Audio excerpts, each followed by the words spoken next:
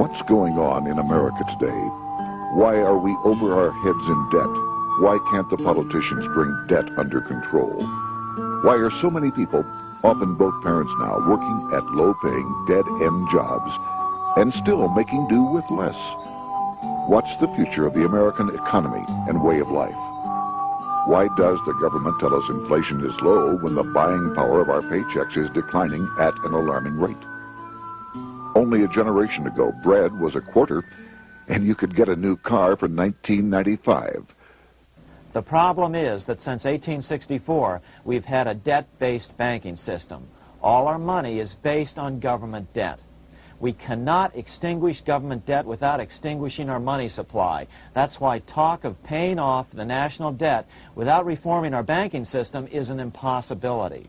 That's why the solution does not lie in discussing the size of the national debt, rather it lies in reforming our banking system.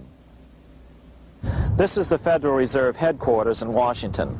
It sits on this very impressive address, right on Constitution Avenue, right across from the Lincoln Memorial. But is it federal? Is it really part of the United States government? Well, what we're about to show you is that there's nothing federal about the Federal Reserve, and there are no reserves. The name is a deception created back before the Federal Reserve Act was passed in 1913 to make Americans think that America's central bank operates in the public interest. The truth is that the Federal Reserve is a private bank owned by private stockholders and run purely for their private profit. That's exactly correct. The Fed is a privately owned for-profit corporation which, again, has no reserves, at least no reserves available to back up the Federal Reserve notes, which is our common currency. Oh, absolutely. The Federal Reserve is neither federal and has doubtful reserves. It's a private bank that is owned by member banks. And it was chartered under the guise of deceit by an act of Congress in 1913. If there's still any doubt whether the Federal Reserve is a part of the U.S. government, check your local telephone book. In most cities, it is not listed in the blue government pages. It is listed in the business white pages right next to Federal Express, another private company. But more directly, U.S. courts have ruled time and time again that the Fed is a private corporation. Why can't Congress do something about the Fed? Most members of Congress just don't understand the system, and the few who do are afraid to speak up. For example, initially a veteran congressman from Chicago asked us if he could be interviewed for this video. However, both times our camera crew arrived at his office to do the interview, this was all we were able to film. The congressman never appeared, and eventually decided he no longer wanted to participate. But a few others in Congress have been bolder over the years. Here are three quick examples. In 1923, Representative Charles A. Lindbergh, a Republican from Minnesota, and father of the famed aviator Lucky Lindy, put it this way: the financial system has been turned over to the Federal Reserve Board. That board administers the finance system by authority of a purely profiteering group. The system is private, conducted for the sole purpose of obtaining the greatest possible profits from the use of other people's money. One of the most outspoken critics in Congress of the Fed was the former chairman of the House Banking and Currency Committee during the Great Depression years. Lewis T. McFadden, Republican of Pennsylvania, said in 1932, "We have in this country one of the most corrupt institutions the world has ever known. I refer to the Federal Reserve Board. This evil institution has impoverished the people of the United States and has practically bankrupted our government. It has done this through the corrupt practices of the moneyed vultures who control it." Senator Barry Goldwater was a frequent critic of the Fed. Most Americans have no real understanding of the operation of the international moneylenders. The accounts of the Federal Reserve System have never been audited. It operates outside the control of Congress and manipulates the credit of the United States. The Federal Reserve really even though it is not part of the federal government, it is more powerful than the federal government. It's more powerful than the president, the Congress, and the courts. Now, a lot of people challenge me on that, but let me prove my case. The Federal Reserve determines what the average person's car payment is going to be, what their house payment is going to be, and whether they have a job or not. And I submit to you that that's total control. And the Federal Reserve is the largest single creditor of the United States government. What does Proverbs tell us? The borrower is servant to the lender. What one has to understand is that from the day the Constitution was adopted right up to today, the folks who profit from privately owned central banks, as Madison called them, the money changers, have fought a running battle for control over who gets to print America's money. Why is who prints the money so important? Think of money as just another commodity. If you have a monopoly on a commodity that everyone needs, everyone wants, and nobody has enough of, there are lots of ways to make a profit, and also exert tremendous political influence. That's what this battle is all about. Throughout the history of the United States, the money power has gone back and forth between Congress and some sort of privately owned central bank. The Founding Fathers knew the evils of a privately owned central bank. First of all, they had seen how the privately owned British central bank, the Bank of England, had run up the British national debt to such an extent that Parliament had been forced to place unfair taxes on the American colonies. In fact, as we'll see later, Ben Franklin claimed that this was the real cause of the American Revolution. Most of the Founding Fathers realized the potential dangers of banking and feared bankers' accumulation of wealth and power. Jefferson put it this way: I sincerely believe that banking institutions are more dangerous to our liberties than standing armies. The issuing power should be taken from the banks and restored to the people to whom it properly belongs. That succinct statement of Jefferson is, in fact, the solution to all our economic problems today. It bears repeating. The issuing power should be taken from the banks and restored to the people to whom it properly belongs. James Madison, the main author of the Constitution, agreed. Interestingly, he called those behind the central bank scheme money changers. Madison strongly criticized their actions. History records that the money changers have used every form of abuse, intrigue, deceit, and violent means possible to maintain their control over governments by controlling money and its issuance. The battle over who gets to issue our money has been the pivotal issue throughout the history of the United States.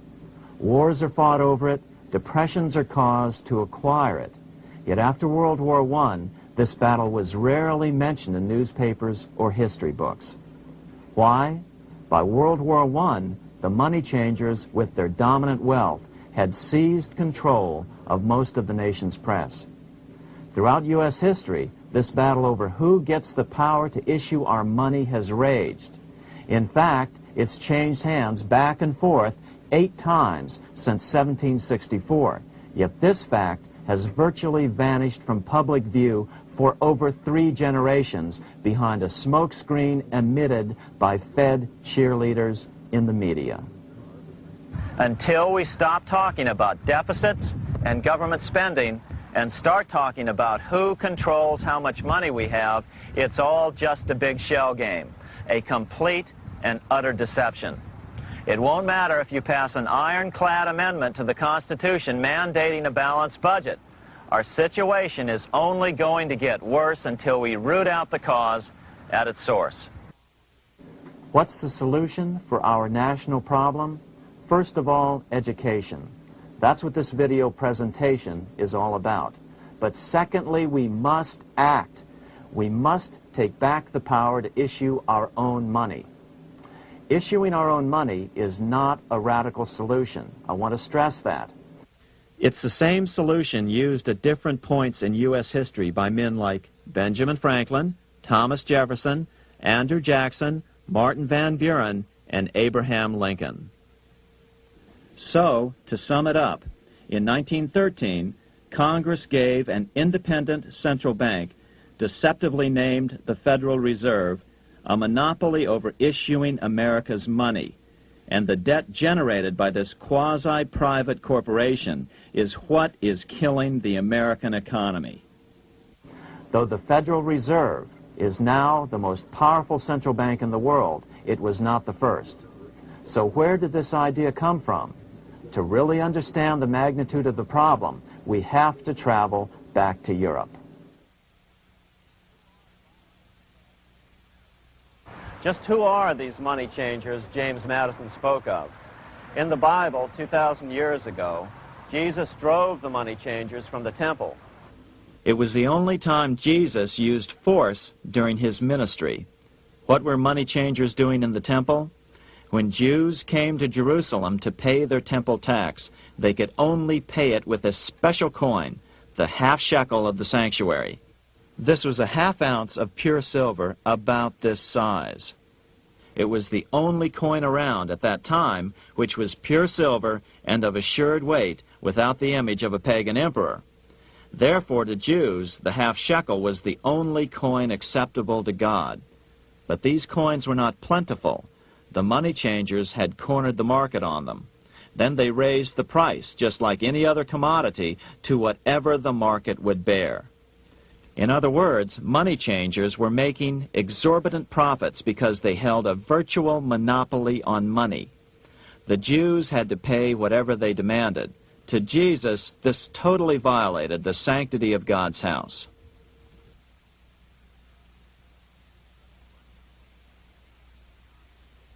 But the money-changing scam did not originate in Jesus' day.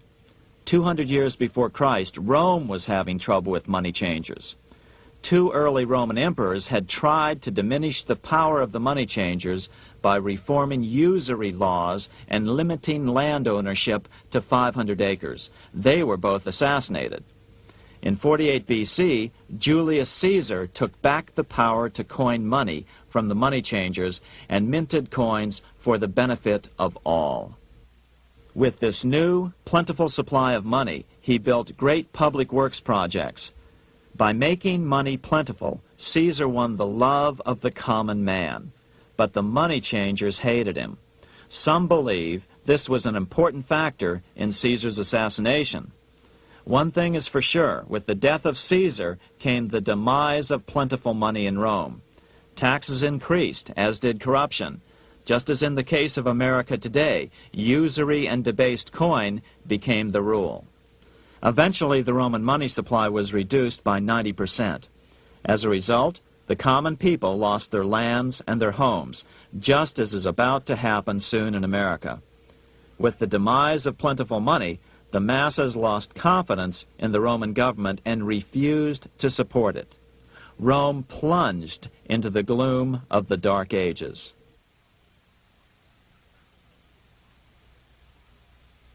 A 1,000 years after the death of Christ, money changers, those who loan out and manipulate the quantity of money, were active in medieval England. In fact, they were so active that acting together, they could manipulate the entire English economy. These were not bankers per se. The money changers generally were the goldsmiths. They were the first bankers because they started keeping other people's gold for safekeeping in their vaults. The first paper money was merely a receipt for gold left at the goldsmith. Paper money caught on because it was more convenient than carrying around a lot of heavy gold and silver coins. Eventually, goldsmiths noticed that only a small fraction of the depositors ever came in and demanded their gold at any one time. Goldsmiths started cheating on the system. They discovered that they could print more money than they had gold, and usually no one would be the wiser. Then they could loan out this extra money and collect interest on it. This was the birth of fractional reserve banking. That is, loaning out many times more money than you have assets on deposit. So, if $1,000 in gold were deposited with them, they could loan out about $10,000 in paper money and draw interest payments on it, and no one would ever discover the deception. By this means, goldsmiths gradually accumulated more and more wealth and used this wealth to accumulate more and more gold. Today, this practice of loaning out more money than there are reserves is known as fractional reserve banking. Every bank in the United States is allowed to loan out at least 10 times more money than they actually have. That's why they get rich on charging, let's say, 8% interest. It's not really 8% per year, which is their income. It's 80%. That's why bank buildings are always the largest in town. But does that mean that all interest or all banking should be illegal? Hardly. In the Middle Ages, canon law, the law of the Catholic Church, forbade charging interest on loans. This concept followed the teachings of Aristotle and St. Thomas Aquinas. They taught that the purpose of money was to serve the members of society, to facilitate the exchange of goods needed to lead a virtuous life. Interest, in their belief, hindered this purpose by putting an unnecessary burden on the use of money. In other words, interest was contrary to reason and justice. Reflecting church law in the Middle Ages, Europe forbade charging interest on loans and made it a crime called usury. As commerce grew, and therefore opportunities for investment arose in the late Middle Ages, it came to be recognized that to loan money had a cost for the lender, both in risk and in lost opportunity.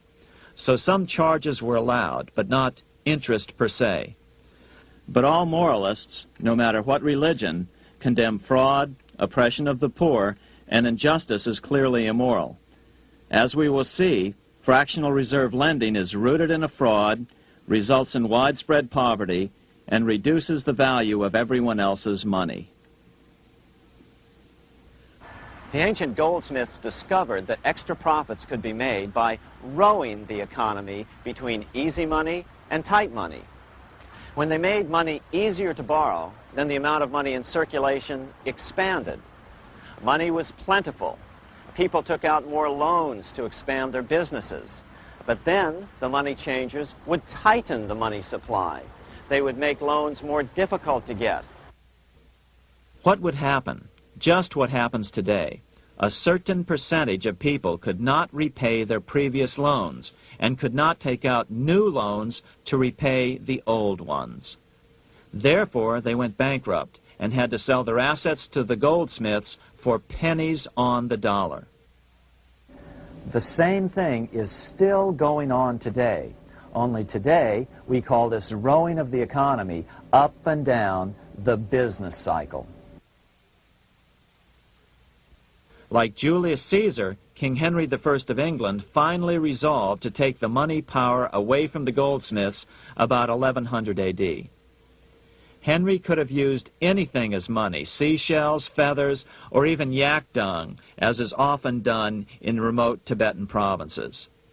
But he invented one of the most unusual money systems in history. It was called the tally stick system.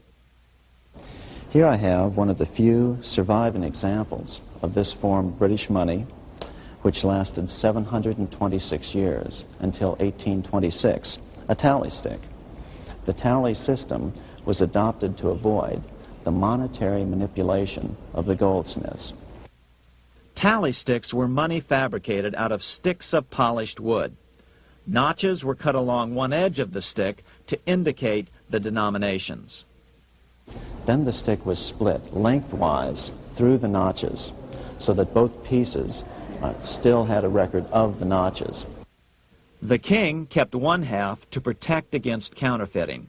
Then he would spend the other half into the economy and they would circulate as money. This particular tally stick is huge. It represented 25,000 pounds. One of the original stockholders in the Bank of England purchased his original shares with this stick. In other words, he bought shares in the world's richest and most powerful corporation with a stick of wood.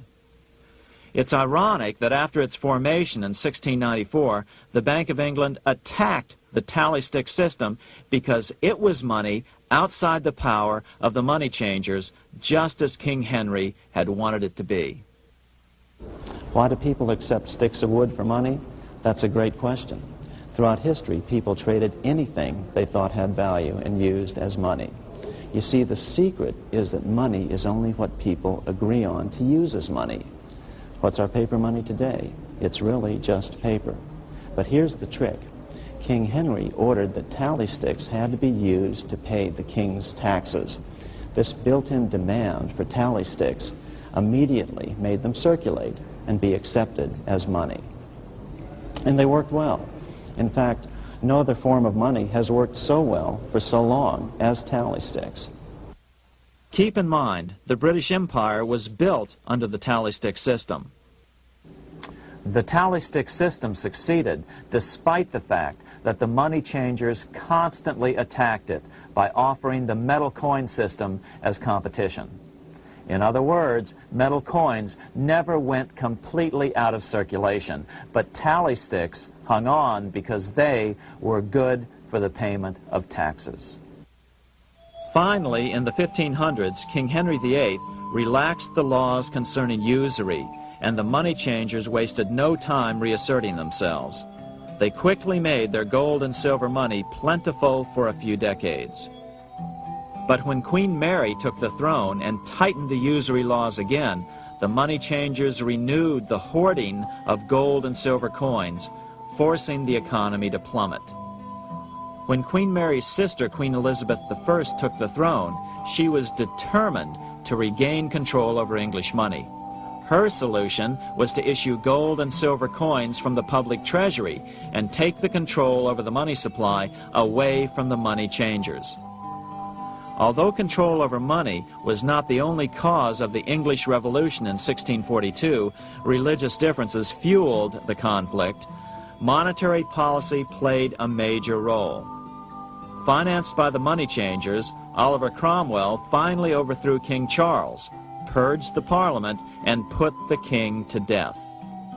The money changers were immediately allowed to consolidate their financial power.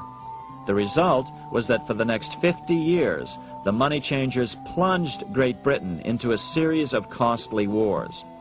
They took over a square mile of property in the center of London, known as the City of London. This area today is still known as one of the 3 predominant financial centers of the world. Conflicts with the Stuart kings led the money changers in England to combine with those in the Netherlands to finance the invasion of William of Orange, who overthrew the Stuarts in 1688 and took the English throne.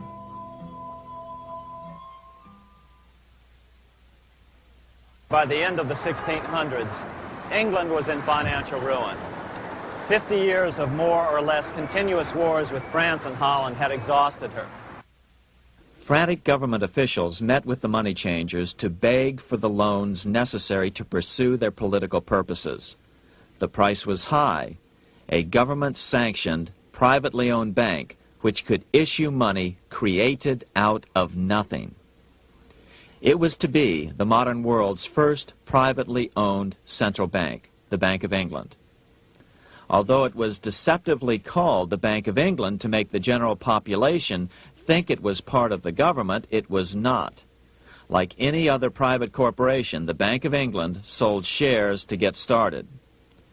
The investors, whose names were never revealed, were supposed to put up £1.25 million British pounds in gold coin to buy their shares in the bank, but only £750,000 was ever received.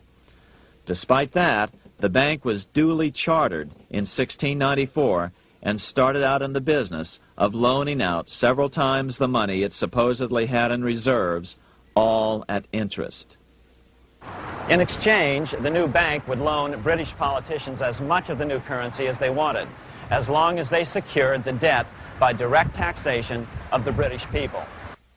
So, legalization of the Bank of England amounted to nothing less than legal counterfeiting of a national currency for private gain. Unfortunately, nearly every nation now has a privately controlled central bank using the Bank of England as the basic model. Such is the power of these central banks that they soon take total control over a nation's economy. It soon amounts to nothing but a plutocracy, rule by the rich. It would be like putting control of the army in the hands of the mafia. The danger of tyranny would be extreme. Yes, we need central banks. No, we do not need them in private hands. The central bank scam is really a hidden tax. The nation sells bonds to the central bank to pay for things it does not have the political will to raise taxes to pay for. But the bonds are purchased with money the central bank creates out of nothing. More money in circulation makes your money worth less. The government gets as much money as it needs, and the people pay for it in inflation. The beauty of the plan is that not one person in 1,000 can figure it out because it's usually hidden behind complex-sounding economics gibberish. With the formation of the Bank of England, the nation was soon awash in money. Prices throughout the country doubled. Massive loans were granted for just about any wild scheme.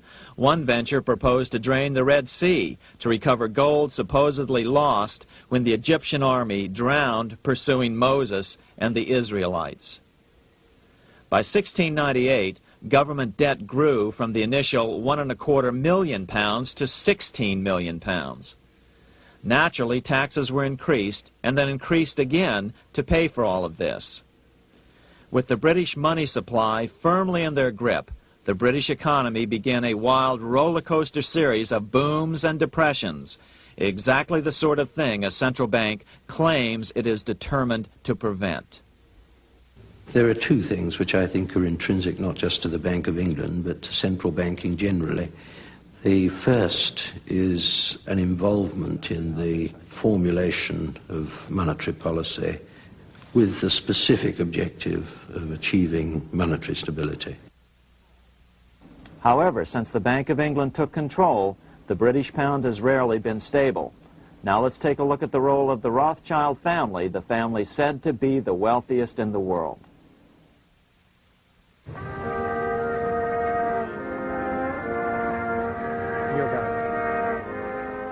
This is Frankfurt, Germany. 50 years after the Bank of England opened its doors, a goldsmith named Amschel Moses Bauer opened a coin shop, a counting house, in 1743. And over the door he placed a sign depicting a Roman eagle on a red shield. The shop became known as the Red Shield Firm, or in German, Rothschild. When his son, Amschel Meyer Bauer, inherited the business, he decided to change his name to Rothschild. Amschel soon learned that loaning money to governments and kings was more profitable than loaning to private individuals. Not only were the loans bigger, but they were secured by the nation's taxes. Mayer Rothschild had 5 sons. He trained them all in the skills of money creation, then sent them out to the major capitals of Europe to open branch offices of the family banking business. His first son, Amschel Meyer, stayed in Frankfurt to mind the hometown bank. His second son, Solomon, was sent to Vienna. His third son, Nathan, was clearly the most clever. He was sent to London at age 21 in 1798, 100 years after the founding of the Bank of England. His fourth son, Karl, went to Naples, and his fifth son, Jacob, went to Paris. In 1785, Mayer Amschel moved his entire family to this larger house, a 5-story dwelling he shared with the Schiff family. This house was known as the Green Shield. The Rothschilds and the Schiffs would play a central role in the rest of European financial history and in that of the United States. The Rothschilds broke into dealings with European royalty here at Wilhelmshof, the palace of the wealthiest man in Germany. In fact, the wealthiest monarch in all Europe, Prince William of Hesse-Kassel. At first, the Rothschilds were only helping William speculate in precious coins. But when Napoleon chased Prince William into exile, he sent £550,000, a gigantic sum at that time, to Nathan Rothschild in London with instructions for him to buy consols, British government bonds, also called government stock. But Rothschild used the money for his own purposes. With Napoleon on the loose, the opportunities of wartime investments were nearly limitless. William returned here sometime prior to the Battle of Waterloo in 1815. He summoned Rothschild and demanded his money back.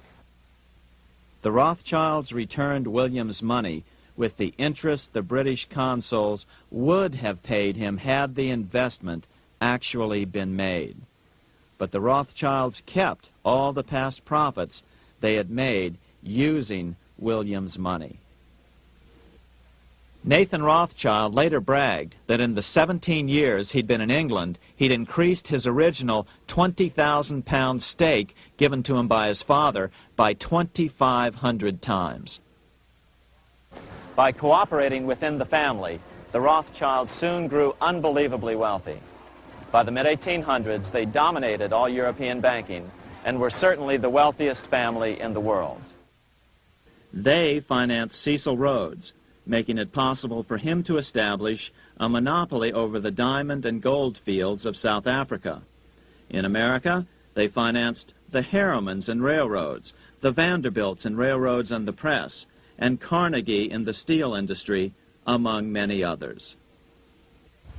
In fact, during World War I, J.P. Morgan was thought to be the richest man in America. But after his death, it was discovered that he was actually only a lieutenant of the Rothschilds. Once Morgan's will was made public, it was discovered that he owned only 19% of J.P. Morgan companies. By 1850, James Rothschild, the heir of the French branch of the family, was said to be worth 600 million French francs, 150 million more than all the other bankers in France put together. He built this mansion called Ferrier, just east of Paris. Wilhelm I, on seeing it, exclaimed, "Kings couldn't afford this. It could only belong to a Rothschild." Another 19th century French commentator put it this way: "There is but one power in Europe, and that is Rothschild." There is no evidence that their predominant standing in European or world finance has changed. Now let's take a look at the results the Bank of England had produced on the British economy and how that later was the root cause of the American Revolution.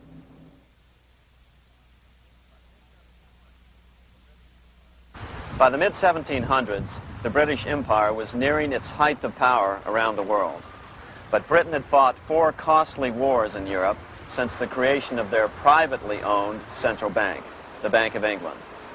The cost had been high.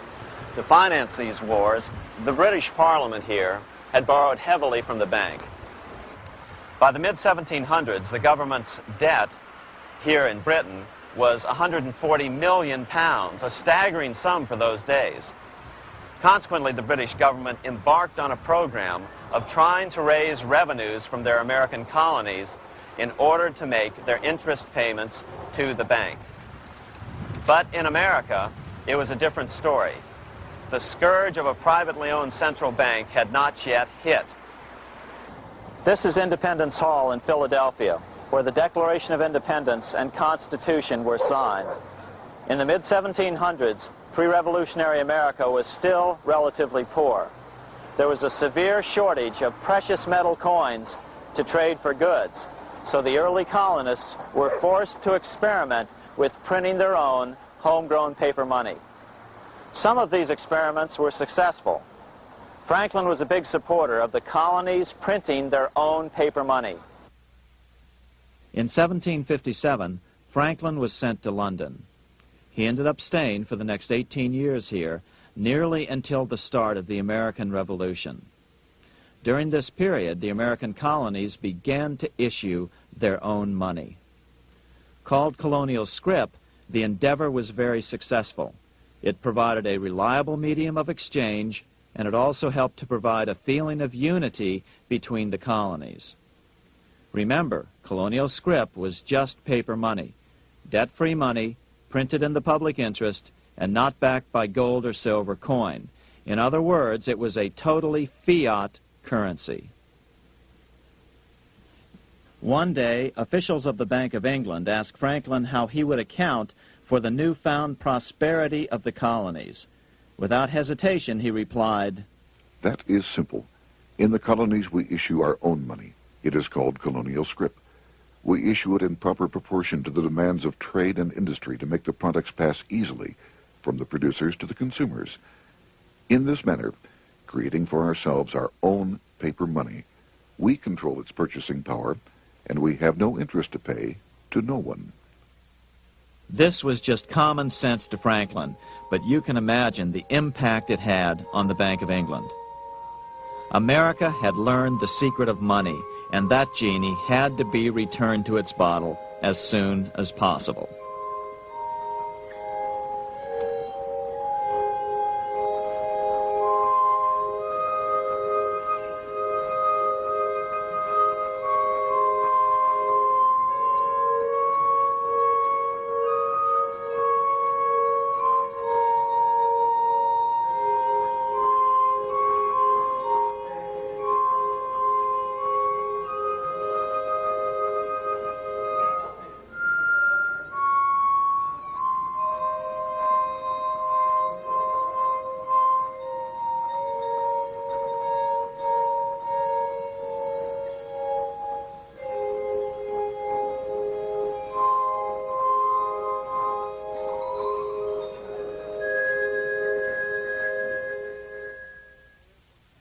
As a result, Parliament hurriedly passed the Currency Act of 1764. This prohibited colonial officials from issuing their own money and ordered them to pay all future taxes in gold or silver coins. In other words, it forced the colonies on a gold or silver standard. For those who still believe that a gold standard is the answer for America's current monetary problems, look what happened to America after that. Writing in his autobiography, Franklin said, "In 1 year, the conditions were so reversed that the era of prosperity ended and a depression set in to such an extent that the streets of the colonies were filled with unemployed." Franklin claims that this was even the basic cause for the American Revolution. As Franklin put it in his autobiography, The colonies would gladly have borne a little tax on tea and other matters had it not been that England took away from the colonies their money, which created unemployment and dissatisfaction.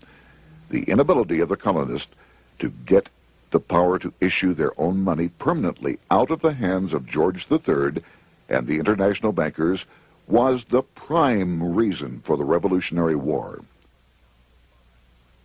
by the time the first shots were fired in Lexington, Massachusetts, on April 19, 1775, the colonies had been drained of gold and silver coin by British taxation. As a result, the Continental government had no choice but to print money to finance the war. At the start of the Revolution, the U.S. money supply stood at $12 million. By the end of the war, it was nearly $500 million.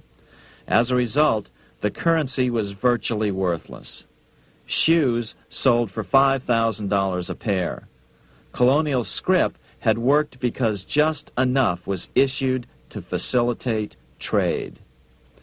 As George Washington lamented, a wagon load of money will scarcely purchase a wagon load of provisions.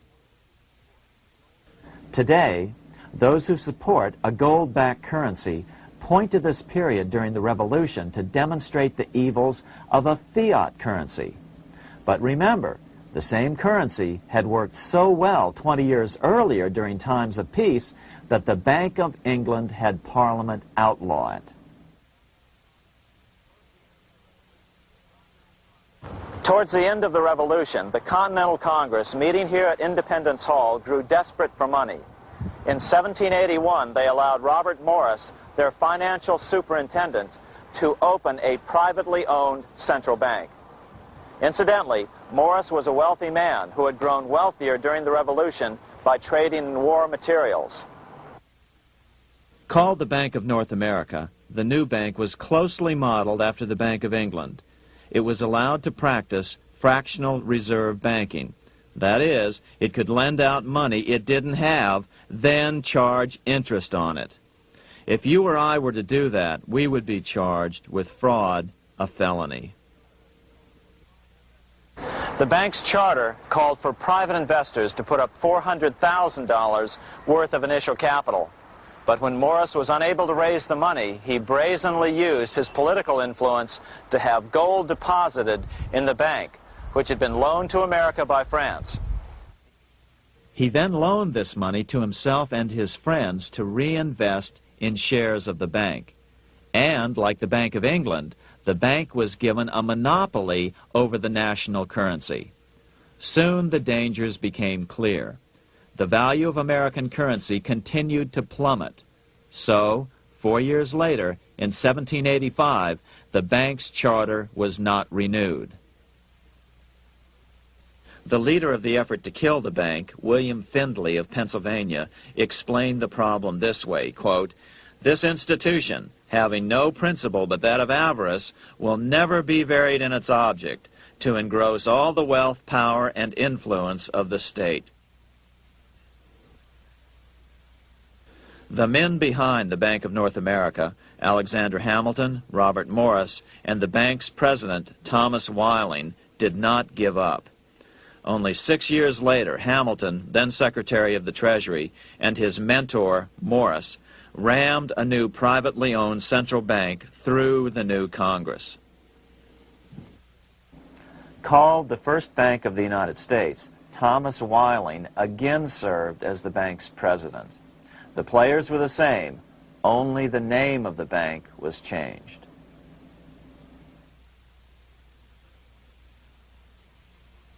In 1787, colonial leaders assembled in Philadelphia to replace the ailing Articles of Confederation. As we saw earlier, both Thomas Jefferson and James Madison were unalterably opposed to a privately owned central bank.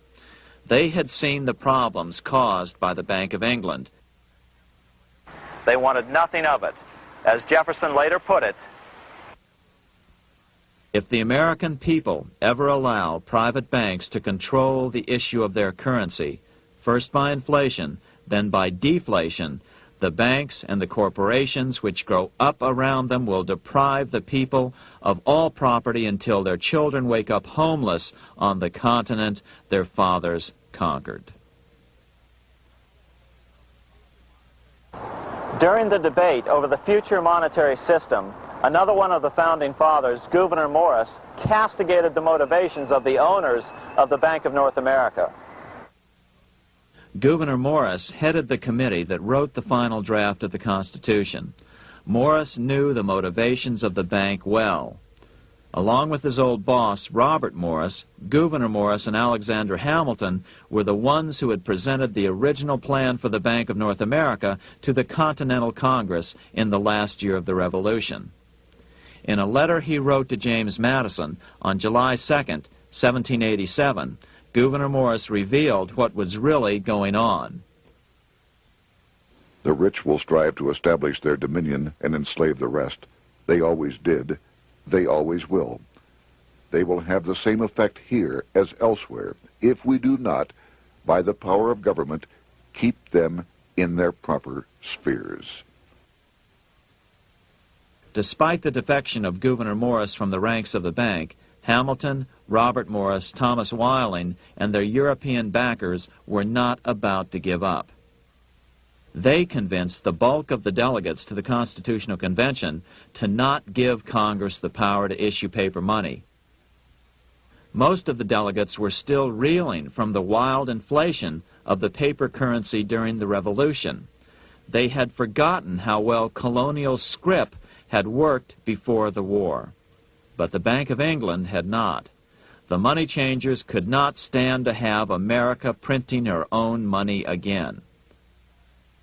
So the Constitution is silent on the matter. This grievous defect left the door wide open for the money changers, just as they had planned.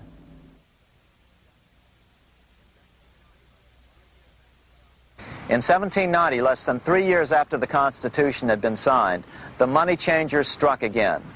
The newly appointed first Secretary of the Treasury, Alexander Hamilton, proposed a bill to the Congress calling for a new, privately owned central bank. Coincidentally, that was the very year that Amschel Rothschild made his pronouncement from his flagship bank in Frankfurt. Let me issue and control a nation's money, and I care not who writes the laws. Alexander Hamilton was a tool of the international bankers, and he wanted to create the U.S. Bank, the BUS, or the Bank of the United States, and did so. Interestingly, one of Hamilton's first jobs after graduating from law school in 1782 was as an aide to Robert Morris, the head of the Bank of North America.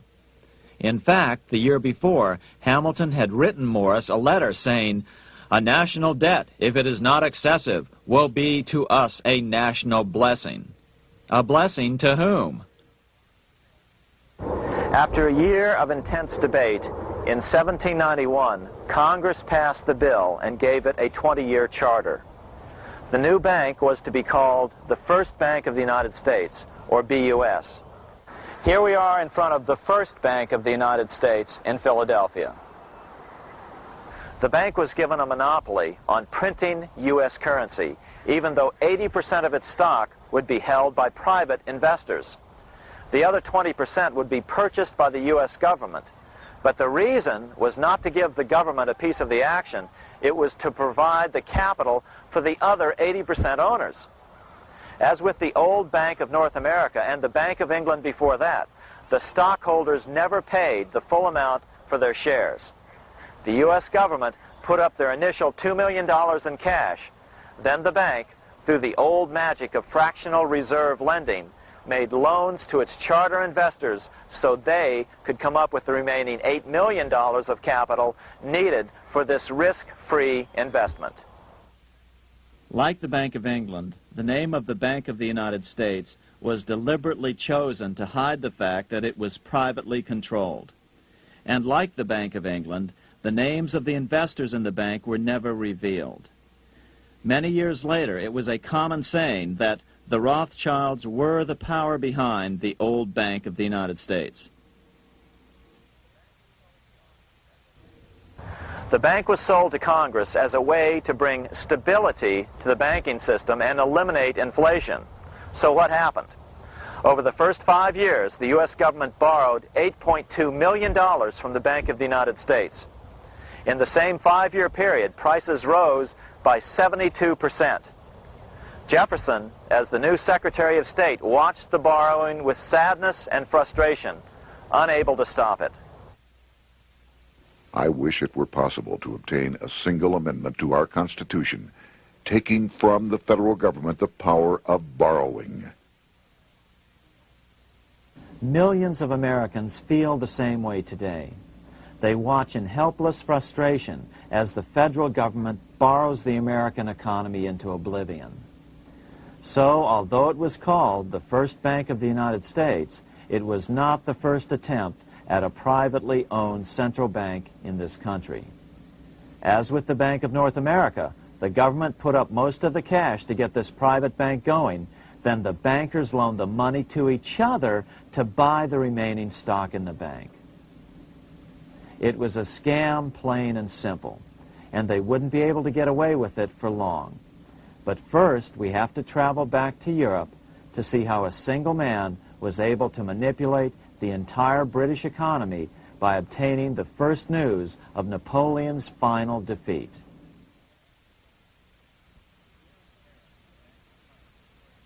Here in Paris, the Bank of France was organized in 1800, just like the Bank of England.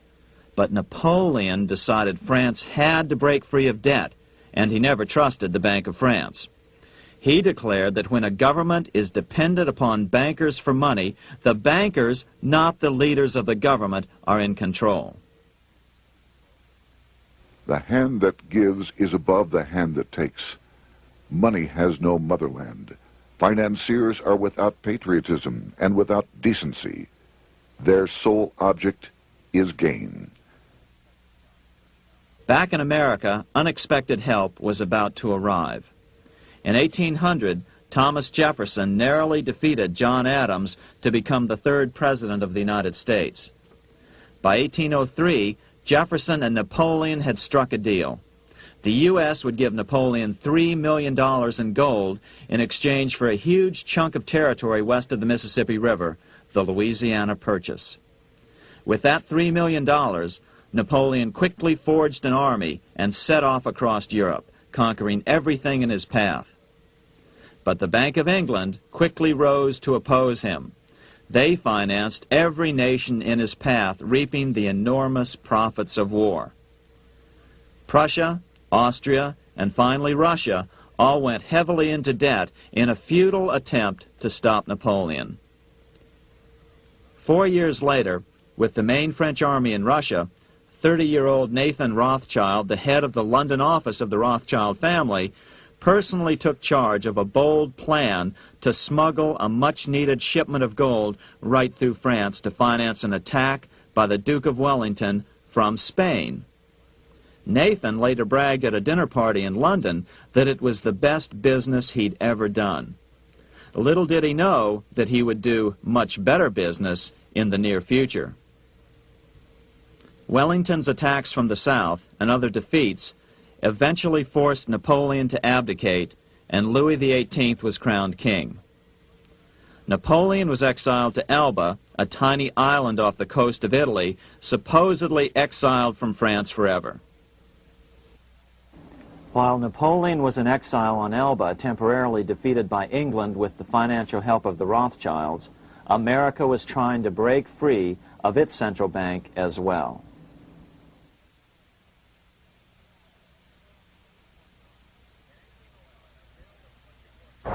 In 1811, a bill was put before Congress to renew the charter of the Bank of the United States. The debate grew very heated, and the legislatures of both Pennsylvania and Virginia passed resolutions asking Congress to kill the bank. The press corps of the day attacked the bank openly, calling it a great swindle, a vulture, a viper, and a cobra. Oh, to have an independent press once again in America. A congressman named P.B. Porter attacked the bank from the floor of Congress, saying if the bank's charter was renewed, Congress, quote, will have planted in the bosom of this Constitution a viper, which one day or another will sting the liberties of this country to the heart, close quote. Prospects didn't look that good for the bank. Some writers have even claimed that Nathan Rothschild warned that the United States would find itself involved in a most disastrous war if the bank's charter were not renewed. But it wasn't enough. When the smoke had cleared, the renewal bill was defeated by a single vote in the House and was deadlocked in the Senate. By now, America's fourth president, James Madison, was in the White House. Remember, Madison was a staunch opponent of the bank. His vice president, George Clinton, broke a tie in the Senate and sent the bank into oblivion. Within 5 months, England attacked the U.S., and the War of 1812 was on. But the British were still busy fighting Napoleon, and so the War of 1812 ended in a draw in 1814. Though the money changers were temporarily down, they were far from out. It would take them only another 2 years to bring back their bank bigger and stronger than ever.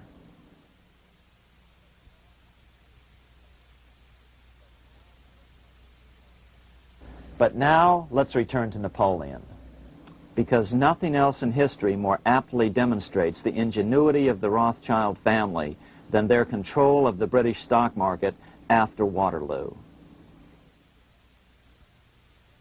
In 1815, a year after the end of the War of 1812 in America, Napoleon escaped his exile and returned to Paris. French troops were sent out to capture him, but such was his charisma that the soldiers rallied around their old leader and hailed him as their emperor once again. In March of 1815, Napoleon equipped an army which Britain's Duke of Wellington defeated less than 90 days later at Waterloo. Some writers claim Napoleon borrowed £5 million from the Bank of England to rearm, but it appears these funds actually came from the Ouvard banking house in Paris. Nevertheless, from about this point on, it was not unusual for privately controlled central banks to finance both sides in a war.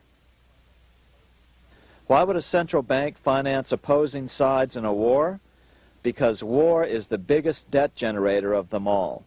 A nation will borrow any amount for victory. The ultimate loser is loaned just enough to hold out the vain hope of victory, and the ultimate winner is given enough to win. Besides, such loans are usually conditioned upon the guarantee that the victor will honor the debts of the vanquished.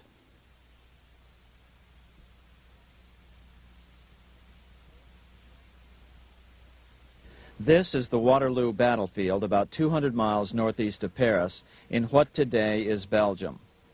Here Napoleon suffered his final defeat, but not before thousands of French and Englishmen gave their lives on a steamy summer day in July of 1815. Right over there, on June 18, 1815, 74,000 French troops met 67,000 troops from Britain and other European nations. The outcome was certainly in doubt. In fact, had Napoleon attacked a few hours earlier, he would probably have won the battle. But no matter who won or lost, back in London, Nathan Rothschild planned to use the opportunity to try to seize control over the British stock and bond market and possibly even the Bank of England. Rothschild stationed a trusted agent, a man named Rothworth, on the north side of the battlefield, closer to the English Channel. Once the battle had been decided, Rothworth took off for the Channel. He delivered the news to Nathan Rothschild a full 24 hours before Wellington's own courier. Rothschild hurried to the stock market and took up his usual position in front of an ancient pillar. All eyes were on him. The Rothschilds had a legendary communications network. If Wellington had been defeated and Napoleon was loose on the continent again, Britain's financial situation would become grave indeed. Rothschild looked saddened. He stood there motionless, eyes downcast. Then suddenly he began selling. Other nervous investors saw that Rothschild was selling. It could only mean one thing. Napoleon must have won, Wellington must have lost. The market plummeted. Soon everyone was selling their consols, their British government bonds, and prices dropped sharply. But then Rothschild started secretly buying up the consols through his agents for only a fraction of their worth hours before. Myths, legends, you say? 100 years later, the New York Times ran a story which said that Nathan's grandson had attempted to secure a court order to suppress a book with this stock market story in it. The Rothschild family claimed the story was untrue and libelous, but the court denied the Rothschilds' request and ordered the family to pay all court costs. What's even more interesting about this story is that some authors claim that the day after the Battle of Waterloo, in a matter of hours, Nathan Rothschild came to dominate not only the bond market, but the Bank of England as well. Whether or not the Rothschild family seized control of the Bank of England, the first privately owned central bank in a major European nation and the wealthiest, one thing is certain. By the mid-1800s, the Rothschilds were the richest family in the world, bar none. They dominated the new government bond markets and branched into other banks and industrial concerns. In fact, the rest of the 19th century was known as the Age of the Rothschilds. Despite this overwhelming wealth, the family has generally cultivated an aura of invisibility. Although the family controls scores of industrial, commercial, mining, and tourist corporations, only a handful bear the Rothschild name. By the end of the 19th century, one expert estimated that the Rothschild family controlled half the wealth of the world.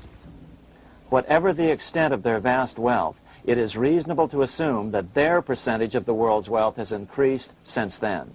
But since the turn of the century, the Rothschilds have cultivated the notion that their power has somehow waned even as their wealth increases.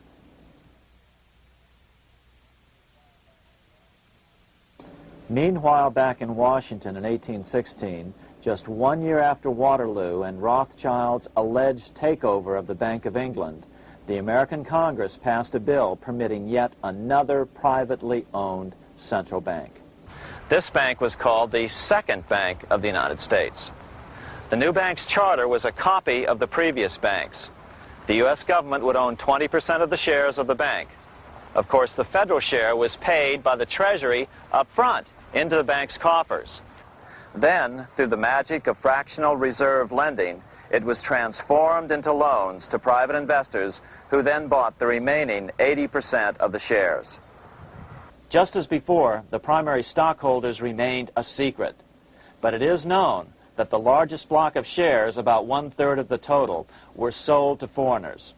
As one observer put it, it is certainly no exaggeration to say that the Second Bank of the United States was rooted as deeply in Britain as it was in America. So, by 1816, some authors claim the Rothschilds had taken control over the Bank of England and backed a new, privately owned central bank in America as well.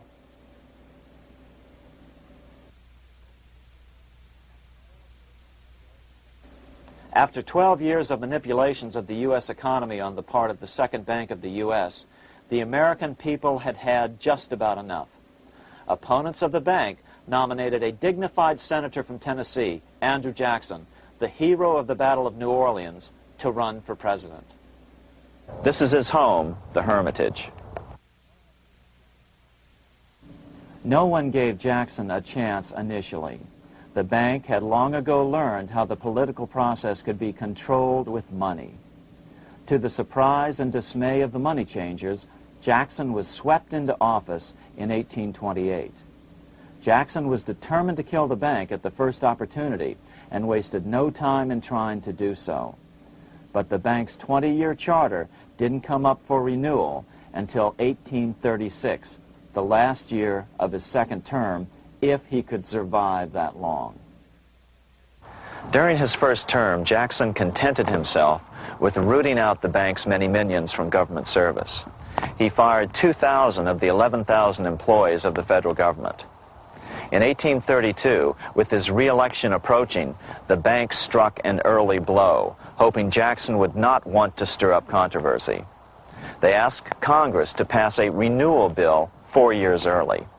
Naturally, Congress complied, then sent it to the president for signing. But Jackson weighed in with both feet. Old Hickory, never a coward, vetoed the bill. His veto message is one of the great American documents. It clearly lays out the responsibility of the American government towards its citizens, rich and poor. It is not our own citizens only who are to receive the bounty of our government. More than 8 millions of the stock of this bank are held by foreigners.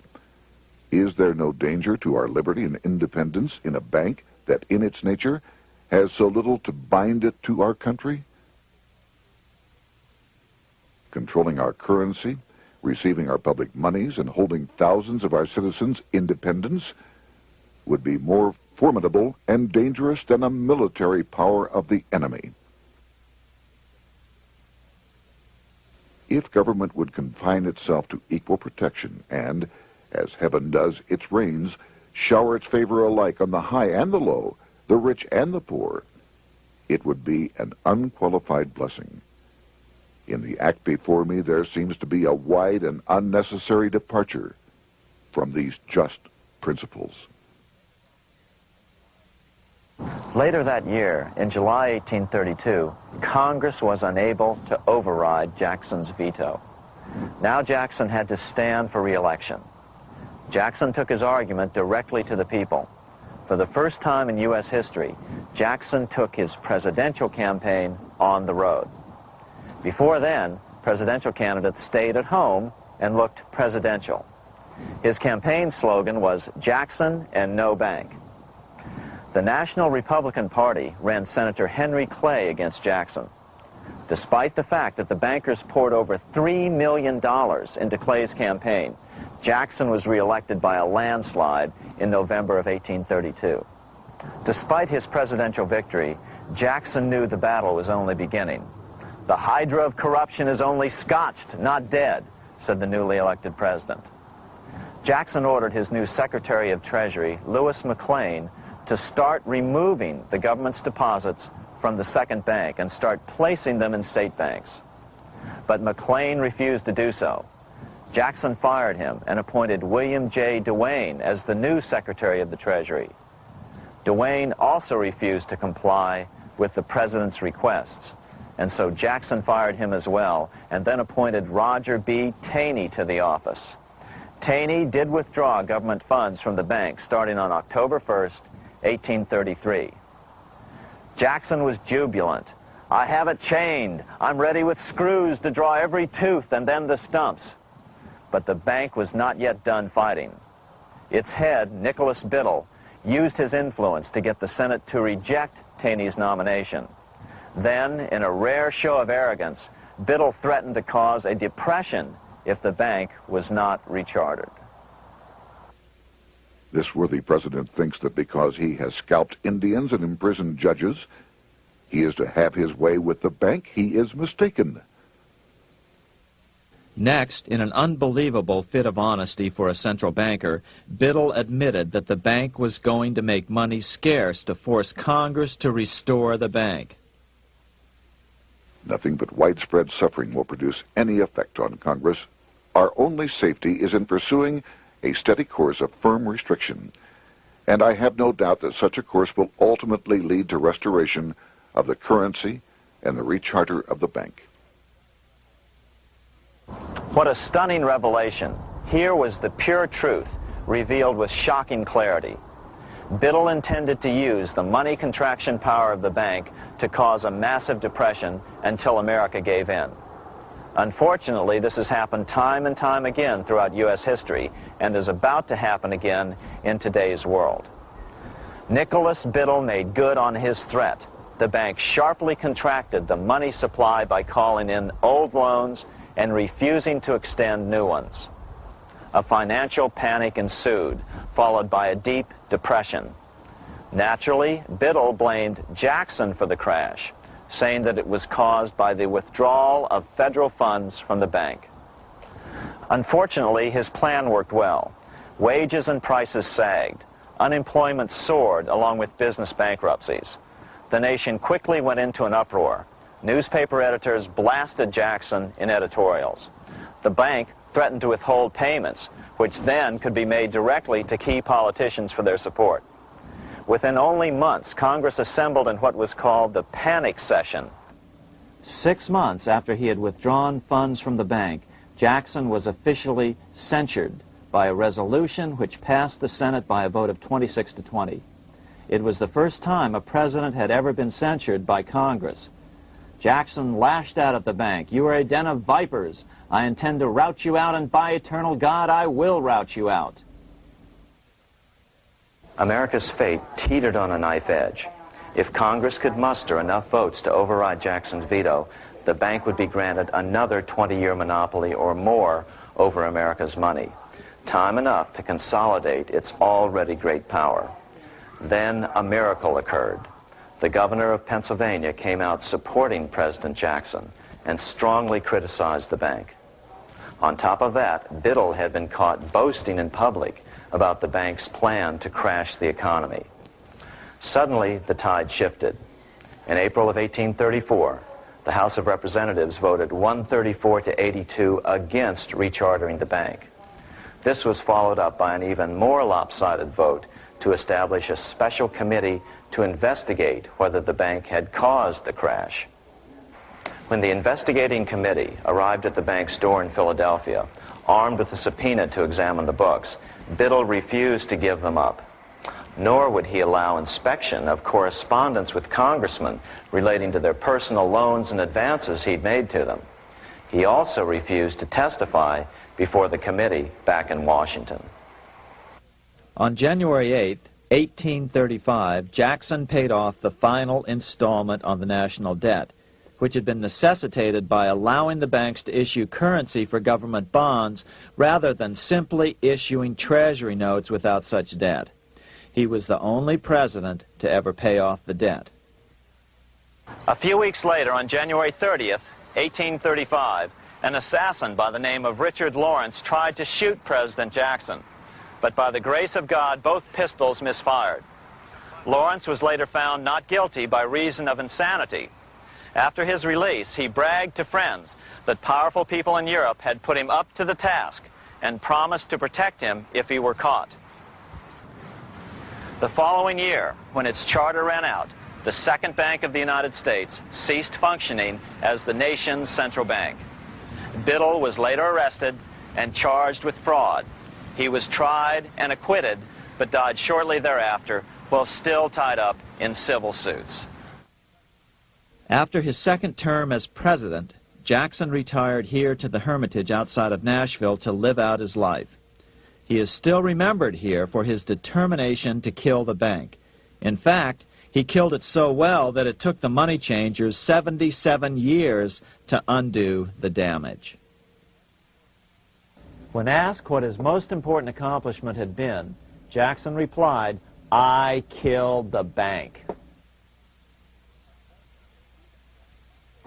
Unfortunately, even Jackson failed to grasp the entire picture and its root cause.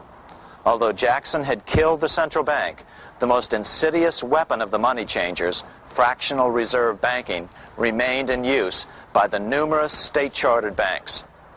This fueled economic instability in the years before the Civil War. Still, the central bankers were out, and as a result, America thrived as it expanded westward. During this time, the principal money changers struggled to regain their lost centralized power, but to no avail. Then, finally, they reverted to the old central bankers' formula: war to create debt and dependency. If they couldn't get their central bank any other way, America could be brought to its knees by plunging it into a civil war, just as they had done in 1812 after the first Bank of the United States was not rechartered. 1 month after the inauguration of Abraham Lincoln, the first shots of the American Civil War were fired here at Fort Sumter, South Carolina, on April 12, 1861. Certainly slavery was a cause for the Civil War, but not the primary cause. Lincoln knew that the economy of the South depended upon slavery, and so before the Civil War, he had no intention of eliminating it. Lincoln had put it this way in his inaugural address only 1 month earlier. I have no purpose, directly or indirectly, to interfere with the institution of slavery in the states where it now exists. I believe I have no lawful right to do so, and I have no inclination to do so. Even after the first shots were fired here at Fort Sumter, Lincoln continued to insist that the Civil War was not about the issue of slavery. My paramount objective is to save the Union, and it is not either to save or destroy slavery. If I could save the Union without freeing any slave, I would do it. So what was the Civil War all about? There were many factors at play. Northern industrialists had used protective tariffs to prevent the southern states from buying cheaper European goods. Europe retaliated by stopping cotton imports from the South. The southern states were in a double financial bind. They were forced to pay more for most of the necessities of life, while their income from cotton exports plummeted. The South was angry. But there were other factors at work. The money changers were still stung by America's withdrawal from their control 25 years earlier. Since then, America's wildcat economy had made the nation rich, a bad example for the rest of the world. The central bankers now saw an opportunity to split the rich new nation, to divide and conquer by war. Was this just some sort of wild conspiracy theory at the time? Well, let's take a look at what a well-placed observer of the scene had to say at the time. His name was Otto von Bismarck, Chancellor of Germany, the man who united the German states a few years later. The division of the United States into federations of equal force was decided long before the Civil War by the high financial powers of Europe. These bankers were afraid that the United States, if they remained as one bloc and as one nation, would attain economic and financial independence which would upset their financial domination over the world. Within months after the first shots here at Fort Sumter, the central bankers loaned Napoleon III of France, the nephew of the Waterloo Napoleon, 210 million francs to seize Mexico and station troops along the southern border of the U.S., taking advantage of their war to violate the Monroe Doctrine and return Mexico to colonial rule. No matter what the outcome of the Civil War, a weakened America, heavily indebted to the money changers, would open up Central and South America once again to European colonization and domination. The very thing America's Monroe Doctrine had forbade in 1823. At the same time, Great Britain moved 11,000 troops into Canada and positioned them menacingly along America's northern border. The British fleet went to war alert should their quick intervention be called for. Lincoln knew he was in a double bind. That's why he agonized over the fate of the Union. There was a lot more to it than just differences between the North and the South. That's why his emphasis was always on union and not merely the defeat of the South. But Lincoln needed money to win. In 1861, Lincoln and his Secretary of Treasury, Salmon P. Chase, went to New York to apply for the necessary loans. The money changers, anxious to see the Union fail, offered loans at 24 to 36% interest. Lincoln said thanks, but no thanks, and returned to Washington. Lincoln sent for an old friend, Colonel Dick Taylor of Chicago, and put him on the problem of financing the war. During one meeting, Lincoln asked Taylor what he'd discovered. Taylor put it this way. Why, Lincoln, that is easy. Just get Congress to pass a bill authorizing the printing of full legal tender treasury notes, and pay your soldiers with them, and go ahead and win your war with them also. When Lincoln asked if the people of the United States would accept the notes, Taylor said, "The people, or anyone else, will not have any choice in the matter if you make them full legal tender. They will have the full sanction of the government and be just as good as any money, as Congress is given that express right by the Constitution." So that's exactly what Lincoln did. In 1862-63, he printed up $450 million worth of the new bills. In order to distinguish them from other banknotes in circulation, he printed them in green ink on the back side. That's why the notes were called Greenbacks. With this new money, Lincoln paid the troops and bought their supplies. During the course of the war, nearly $450 million worth of greenbacks were printed at no interest to the federal government. Lincoln understood who was really pulling the strings and what was at stake for the American people. This is how he explained his rationale. The government should create, issue, and circulate all the currency and credit needed to satisfy the spending power of the government and the buying power of consumers. The privilege of creating and issuing money is not only the supreme prerogative of government, but it is the government's greatest creative opportunity. By the adoption of these principles, the taxpayers will be saved immense sums of interest. Money will cease to be master and become the servant of humanity. A truly incredible editorial in the London Times explained the central bankers' attitude towards Lincoln's greenbacks. If this mischievous financial policy, which has its origins in North America, shall become indurated down to a fixture, then That government will furnish its own money without cost. It will pay off debts and be without debt. It will have all the money necessary to carry on its commerce. It will become prosperous without precedent in the history of the world. The brains and wealth of all countries will go to North America. That country must be destroyed, or it will destroy every monarchy on the globe.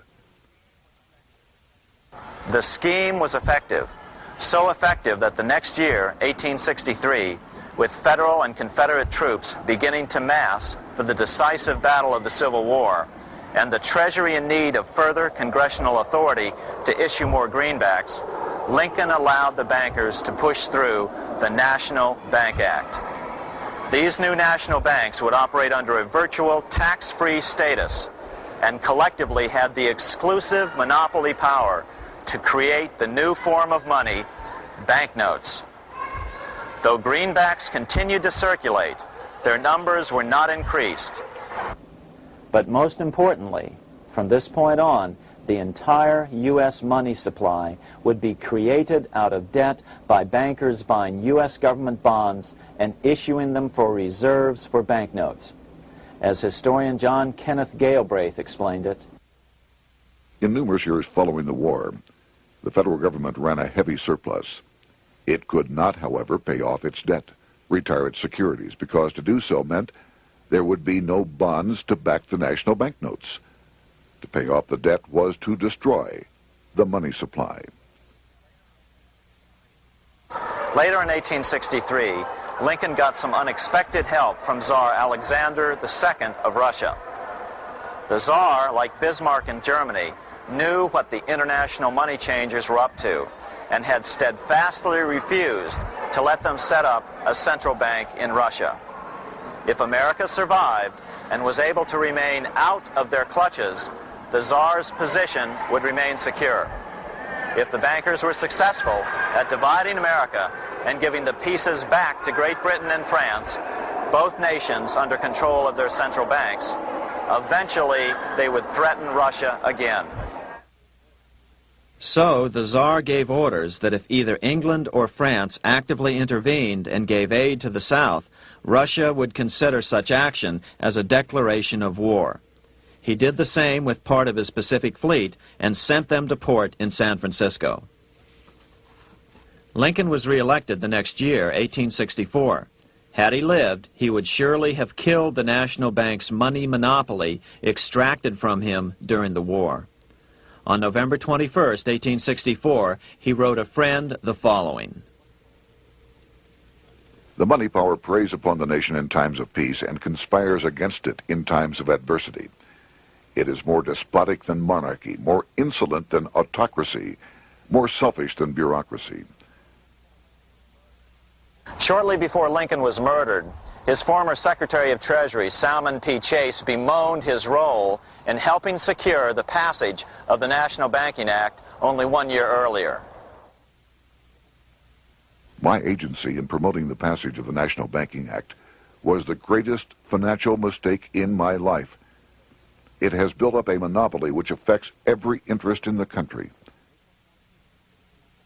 On April 14, 1865, 41 days after his second inauguration and just 5 days after Lee surrendered to Grant at Appomattox, Lincoln was shot by John Wilkes Booth at Ford's Theater. Bismarck, Chancellor of Germany, lamented the death of Abraham Lincoln. The death of Lincoln was a disaster for Christendom. There was no man in the United States great enough to wear his boots.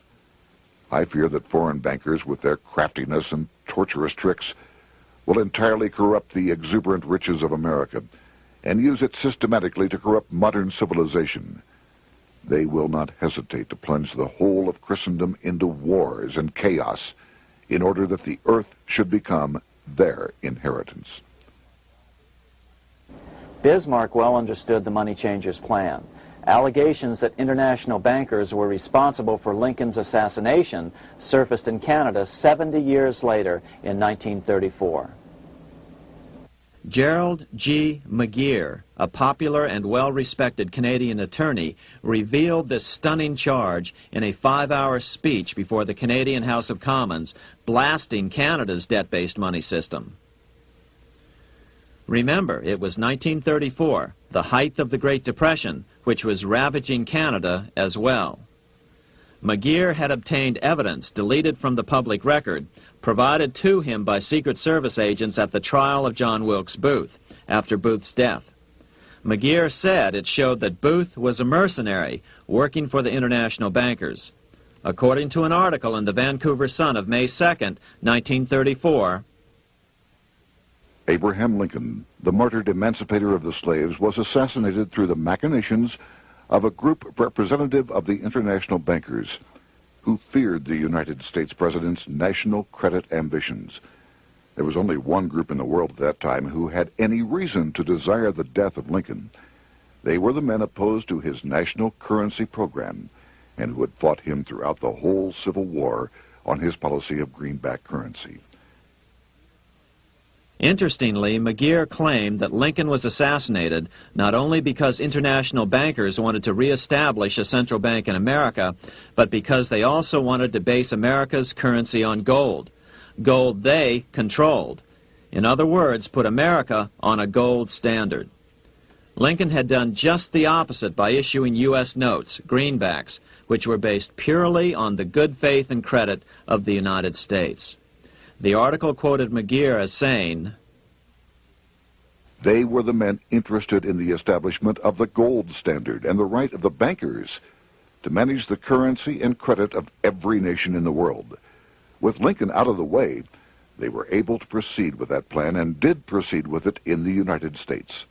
Within 8 years after Lincoln's assassination, silver was demonetized and the gold standard money system set up in the United States." Not since Lincoln has the U.S. issued debt-free United States notes. These red-sealed bills, which were issued in 1963, were not a new issue from President Kennedy, but merely the old greenbacks reissued year after year. In another act of folly and ignorance, the 1994 Regal Act actually authorized the replacement of Lincoln's greenbacks with debt-based notes. In other words, greenbacks were in circulation in the United States until 1994. Why was silver bad for the bankers and gold good? Simple. Because silver was plentiful in the United States. It was very hard to control. Gold was, and always has been, scarce. Throughout history, it has been relatively easy to monopolize gold, but silver has historically been 15 times more plentiful. With Lincoln out of the way, the money changers' next objective was to gain complete control over America's money. This was no easy task. With the opening of the American West, silver had been discovered in huge quantities. On top of that, Lincoln's greenbacks were generally popular. Despite the European central bankers' deliberate attacks on greenbacks, they continued to circulate in the United States, in fact, until a few years ago. According to historian W. Cleon Skousen, right after the Civil War, there was considerable talk about reviving Lincoln's brief experiment with the constitutional monetary system. Had not the European Money Trust intervened, it would have no doubt become an established institution. it is clear that the concept of America printing her own debt-free money sent shockwaves throughout the European central banking elite. They watched with horror as Americans clamored for more greenbacks. They may have killed Lincoln, but support for his monetary ideas grew. On April 12, 1866, nearly 1 year to the day of Lincoln's assassination, Congress went to work at the bidding of the European central banking interests. It passed the Contraction Act, authorizing the Secretary of the Treasury to begin to retire some of the greenbacks in circulation and thereby contract the money supply. Authors Theodore R. Thorin and Richard F. Warner explained the results of the money contraction in their classic book on the subject, The Truth in Money Book. The hard times which occurred after the Civil War could have been avoided if the Greenback legislation had continued as President Lincoln had intended. Instead, there were a series of money panics, what we call recessions, which put pressure on Congress to enact legislation to place the banking system under centralized control. Eventually, the Federal Reserve Act was passed on December 23, 1913. In other words, the money changers wanted two things: the reinstitution of a central bank under their exclusive control, and two, an American currency backed by gold. Their strategy was twofold. First of all, cause a series of panics to try to convince the American people that only centralized control of the money supply could provide economic stability.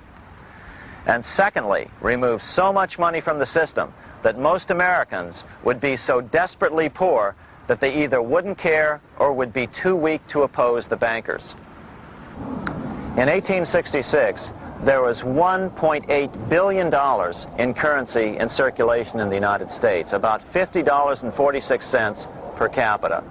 In 1867 alone, $500 million, $500 million, was removed from the U.S. money supply. 10 years later, in 1876, America's money supply was reduced to only $600 million. In other words, 2/3 of America's money had been called in by the bankers. Only $14.60 per capita remained in circulation. 10 years later, the money supply had been reduced to only $400 million, even though the population had boomed. The result was that only $6.67 per capita remained in circulation, a 760% loss in buying power over 20 years. Today, economists try to sell the idea that recessions and depressions are a natural part of something they call the business cycle. The truth is, our money supply is manipulated now just as it was before and after the Civil War. How did this happen? How did money become so scarce? Simple. Bank loans were called in and no new ones were given. In addition, silver coins were melted down. In 1872, a man named Ernest Sed was given 100,000 pounds, about $500,000, by the Bank of England and sent to America to bribe necessary congressmen to get silver demonetized. He was told that if that was not sufficient, to draw an additional 100,000 pounds or as much more as was necessary. The next year, Congress passed the Coinage Act of 1873, and the minting of silver dollars abruptly stopped. In fact, Representative Samuel Hooper, who introduced the bill in the House, acknowledged that Mr. Sed actually drafted the legislation. But it gets even worse than that. In 1874, Sed himself admitted who was behind the scheme. I went to America in the winter of 1872-73, authorized to secure, if I could, the passage of a bill demonetizing silver. It was in the interest of those I represented, the governors of the Bank of England, to have it done. By 1873, gold coins were the only form of coin money. But the contest over control of America's money was not yet over. Only 3 years later, in 1876, with 1/3 of America's workforce unemployed, the population was growing restless. People were clamoring for a return to the greenback money system of President Lincoln, or a return to silver money, anything that would make money more plentiful. That year, Congress created the United States Silver Commission to study the problem. Their report clearly blamed the monetary contraction on the national bankers. The report is interesting because it compares the deliberate money contraction by the national bankers after the Civil War to the fall of the Roman Empire. The disaster of the Dark Ages was caused by decreasing money and falling prices. Without money, civilization could not have had a beginning, and with a diminishing supply, it must languish, and unless relieved, finally perish. At the Christian era, the metallic money of the Roman Empire amounted to $1,800,000,000. By the end of the 15th century, it had shrunk to less than $200 million. History records no other such disastrous transition as that from the Roman Empire to the Dark Ages.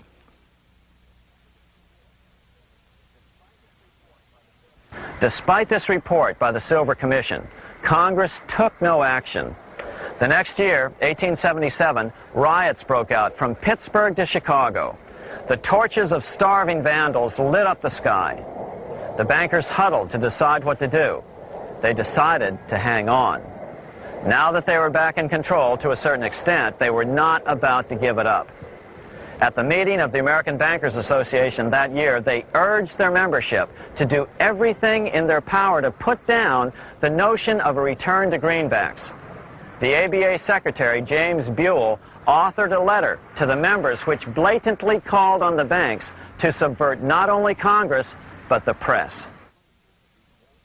It is advisable to do all in your power to sustain such prominent daily and weekly newspapers, especially the agricultural and religious press, as will oppose the greenback issue of paper money, and that you will also withhold patronage from all applicants who are not willing to oppose the government issue of money. To repeal the act creating banknotes or to restore to circulation the government issue of money will be to provide the people with money and will therefore seriously affect our individual profits as bankers and lenders. See your congressman at once and engage him to support our interest that we may control legislation. As political pressure mounted in Congress for change, the press tried to turn the American people away from the truth. The New York Tribune put it this way on January 10th, 1878. "The capital of the country is organized at last, and we will see whether Congress will dare to fly in its face." But it didn't work entirely. On February 28, 1878, Congress passed the Sherman Law, allowing the minting of a limited number of silver dollars, ending the 5-year hiatus. This did not end gold backing of the currency, however, nor did it completely free silver. Previous to 1873, anyone who brought silver to the U.S. Mint could have it struck into silver dollars free of charge. No longer. But at least some money began to flow back into the economy again. With no further threat to their control, the bankers loosened up on loans, and the post-Civil War depression was finally ended. 3 years later, the American people elected Republican James Garfield president. Garfield understood how the economy was being manipulated. As a congressman, he had been chairman of the Appropriations Committee and was a member of Banking and Currency. After his inauguration, he slammed the money changers publicly in 1881. Whoever controls the volume of money in any country is absolute master of all industry and commerce.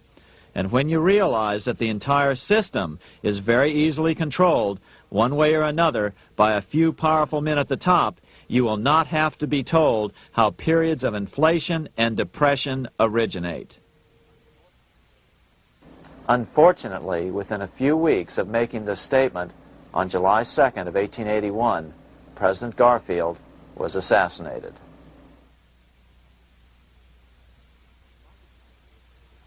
The money changers were gathering strength fast.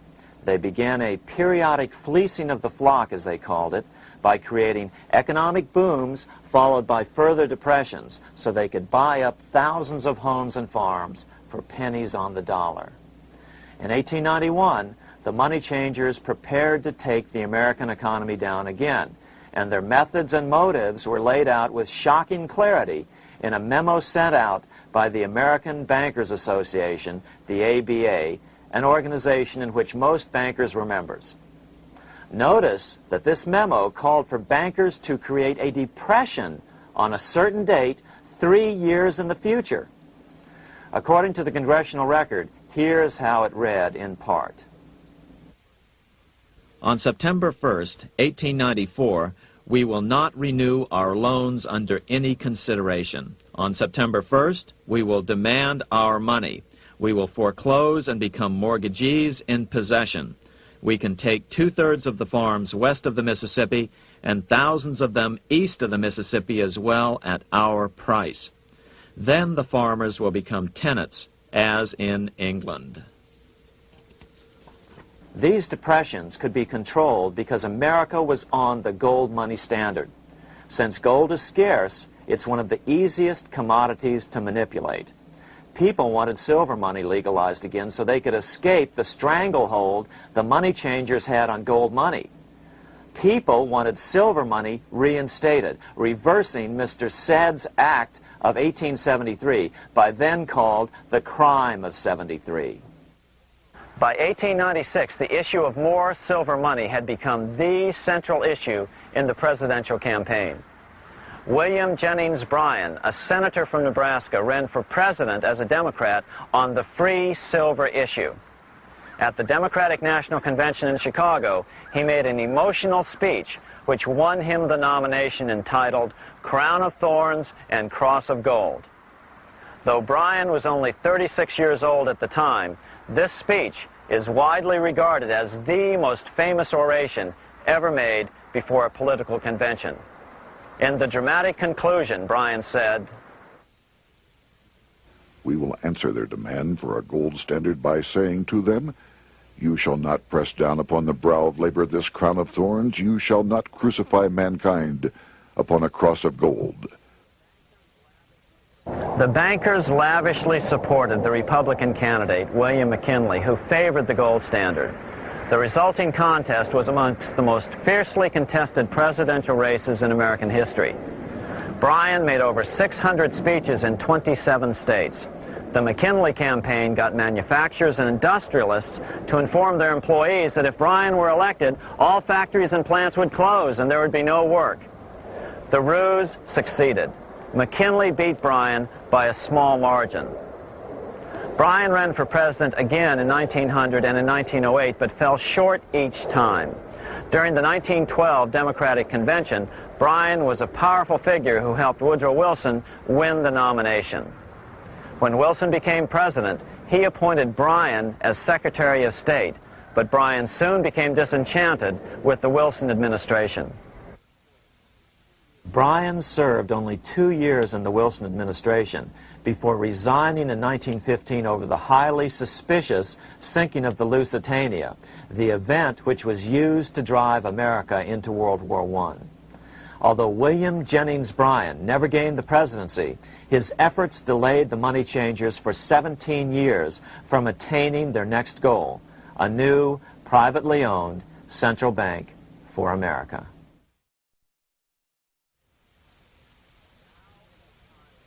Now it was time for the money changers to get back to the business of a new private central bank for America. During the early 1900s, men like J.P. Morgan led the charge. One final panic would be necessary to focus the nation's attention on the supposed need for a central bank. The rationale was that only a central bank can prevent bank failures. Morgan was clearly the most powerful banker in America and a suspected agent for the Rothschilds. Morgan had helped finance John D. Rockefeller's Standard Oil empire. He had also helped finance the monopolies of Edward Harriman in railroads, of Andrew Carnegie in steel, and of others in numerous industries. But on top of that, J.P. Morgan's father, Junius Morgan, had been America's financial agent to the British. After his father's death, J.P. Morgan took on a British partner, Edward Grenfell, a longtime director of the Bank of England. In fact, upon Morgan's death, his estate contained only a few $1 million. The bulk of the securities most people thought he owned were in fact owned by others. In 1902, President Theodore Roosevelt allegedly went after Morgan and his friends by using the Sherman Antitrust Act to try to break up their industrial monopolies. Actually, Roosevelt did very little to interfere in the growing monopolization of American industry by the bankers and their surrogates. For example, Roosevelt supposedly broke up the Standard Oil monopoly, But it wasn't really broken at all. It was merely divided into 7 corporations, all still controlled by the Rockefellers. The public was aware of this thanks to political cartoonists like Thomas Nast, who referred to the bankers as the money trust. By 1907, the year after Teddy Roosevelt's re-election, Morgan decided it was time to try for a central bank again. Using their combined financial muscle, Morgan and his friends were secretly able to crash the stock market. Thousands of small banks were vastly overextended. Some had reserves of less than 1% thanks to the fractional reserve principle. Within days, bank runs were commonplace across the nation. Now Morgan stepped into the public arena and offered to prop up the faltering American economy by supporting failing banks with money he manufactured out of nothing. It was an outrageous proposal, far worse than even fractional reserve banking, but Congress let him do it. Morgan manufactured $200 million worth of this completely reserveless private money and bought things with it, paid for services with it, and sent some of it to his branch banks to lend out at interest. His plan worked. Soon, the public regained confidence in money in general and quit hoarding their currency. But as a result, banking power was further consolidated into the hands of a few large banks. By 1908, the panic was over, and Morgan was hailed as a hero by the president of Princeton University, a man by the name of Woodrow Wilson. All this trouble could be averted if we appointed a committee of 6 or 7 public-spirited men like J.P. Morgan to handle the affairs of our country. Economics textbooks would later explain that the creation of the Federal Reserve System was the direct result of the Panic of 1907. Quote, "With its alarming epidemic of bank failures, the country was fed up once and for all with the anarchy of unstable private banking." Close quote. But Minnesota Congressman Charles A. Lindbergh Sr., the father of the famous aviator Lucky Lindy, later explained that the Panic of 1907 was really just a scam. Those not favorable to the money trust could be squeezed out of business, and the people frightened into demanding changes in the banking and currency laws which the money trust would frame. So, since the passage of the National Bank Act of 1863, the money changers had been able to create a series of booms and busts. The purpose was not only to fleece the American public of their property, but to later claim that the banking system was basically so unstable that it had to be consolidated into a central bank once again.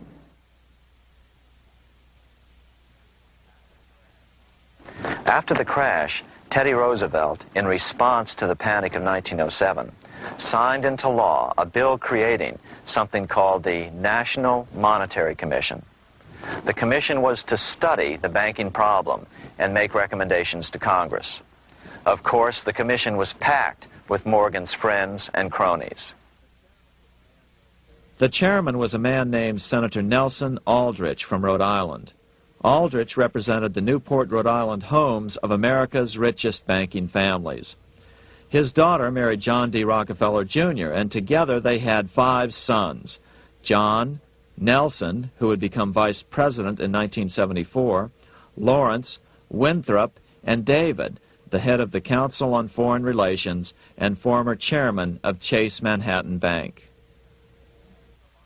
As soon as the National Monetary Commission was set up, Senator Aldrich immediately embarked on a 2-year tour of Europe, where he consulted at length with the private central bankers in England, France, and Germany. The total cost of his trip alone to the taxpayers was $300,000, an astronomical sum in those days. Shortly after his return, on the evening of November 22, 1910, some of the wealthiest and most powerful men in America boarded Senator Aldrich's private rail car and in the strictest secrecy journeyed to this place, Jekyll Island, off the coast of Georgia. With the group came Paul Warburg. Warburg had been given a $500,000 per year salary to lobby for the passage of a privately owned central bank in America by the investment firm Kuhn, Loeb and Company. Warburg's partner in this firm was a man named Jacob Schiff, the grandson of the man who shared the Greenshield house with the Rothschild family in Frankfurt. Schiff, as we'll find out later, was in the process of spending $20 million to finance the overthrow of the Tsar in Russia. These three European banking families, the Rothschilds, the Warburgs, and the Schiffs, were interconnected by marriage down through the years, just as their American banking counterparts, the Morgans, Rockefellers, and Aldriches were. Secrecy was so tight that all 7 primary participants were cautioned to use only first names to prevent servants from learning their identities. Years later, one participant, Frank Vanderlip, president of National City Bank of New York and a representative of the Rockefeller family, confirmed the Jekyll Island trip in a February 9, 1935 edition of the Saturday Evening Post. I was as secretive, indeed as furtive as any conspirator. Discovery, we knew, simply must not happen, or else all our time and effort would be wasted. If it were to be exposed that our particular group had got together and written a banking bill, that bill would have no chance whatever of passage by Congress. The participants came here to figure out how to solve their major problem, how to bring back a privately owned central bank. But there were other problems that needed to be addressed as well. First of all, the market share of the big national banks was shrinking fast. In the first 10 years of the century, the number of U.S. banks had more than doubled to over 20,000. By 1913, only 29% of all banks were national banks, and they held only 57% of all deposits. As Senator Aldrich later admitted in a magazine article, before passage of this act, the New York bankers could only dominate the reserves of New York. Now, we are able to dominate the bank reserves of the entire country. Therefore, something had to be done to bring these new banks under their control. As John D. Rockefeller put it, quote, "Competition is sin," close quote.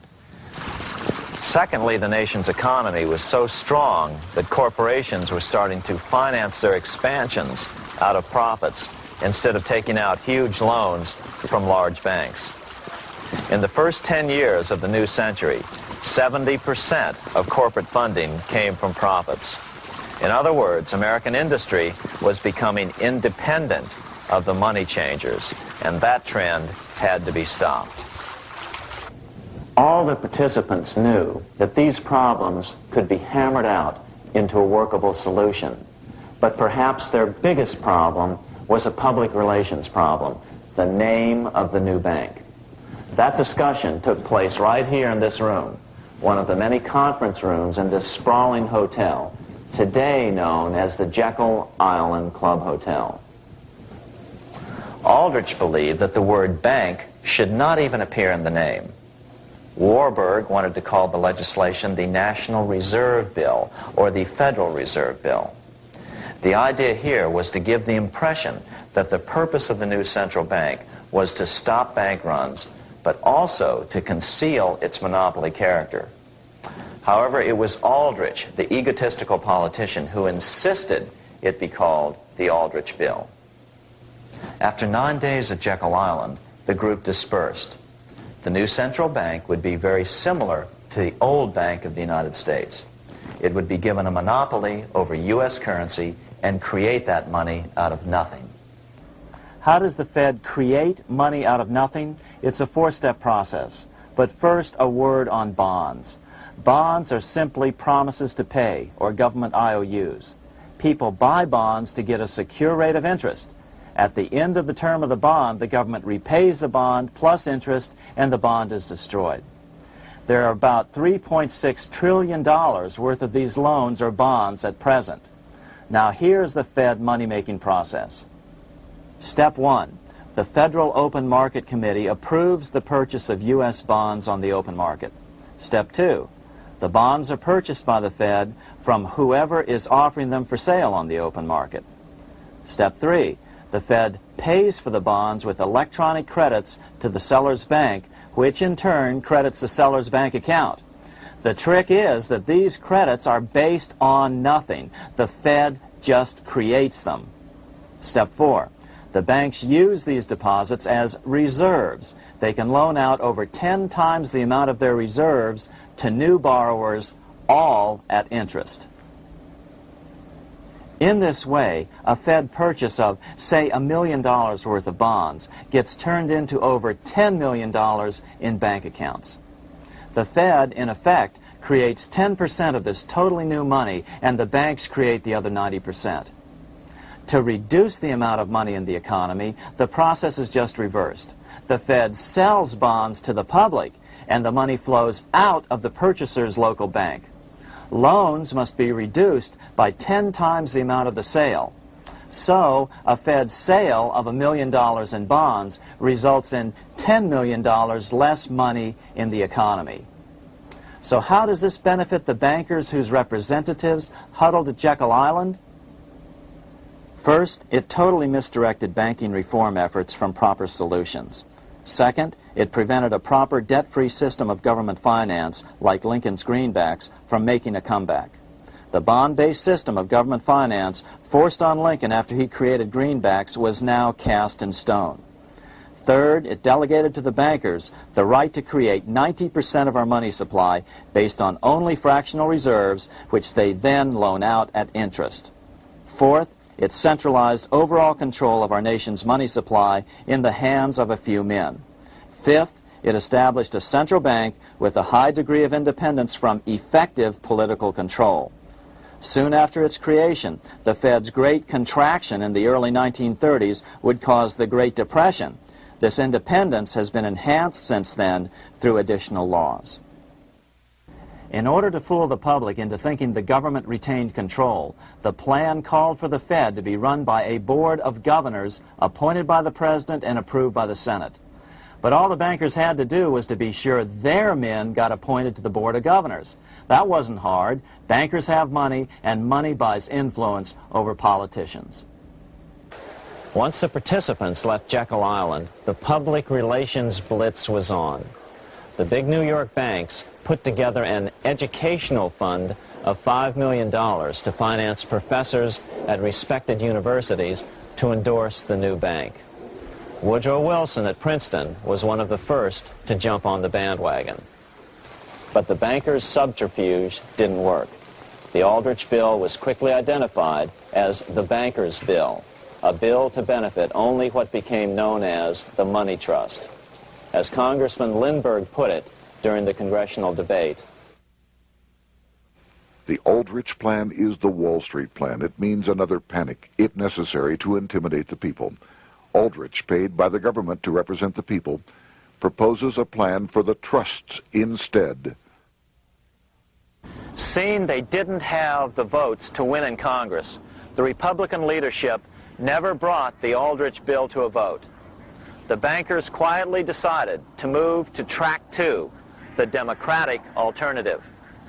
They began financing Woodrow Wilson as the Democratic nominee. As respected historian James Perloff put it, Wall Street financier Bernard Baruch was put in charge of Wilson's education. Baruch brought Wilson to the Democratic Party headquarters in New York in 1912, leading him like one would a poodle on a string. Wilson received an indoctrination course from the leaders convened there. So now the stage was set. The money changers were poised to install their privately owned central bank once again. The damage President Andrew Jackson had done 76 years earlier had been only partly repaired with the passage of the National Bank Act during the Civil War. Since then, the battle had raged on across the decades. The Jacksonians became the Greenbackers, who became the hardcore supporters of William Jennings Bryan.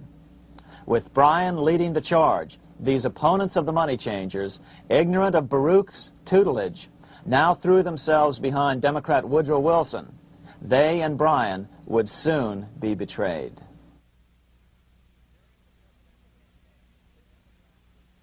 During the presidential campaign, the Democrats were careful to pretend to oppose the Aldrich bill.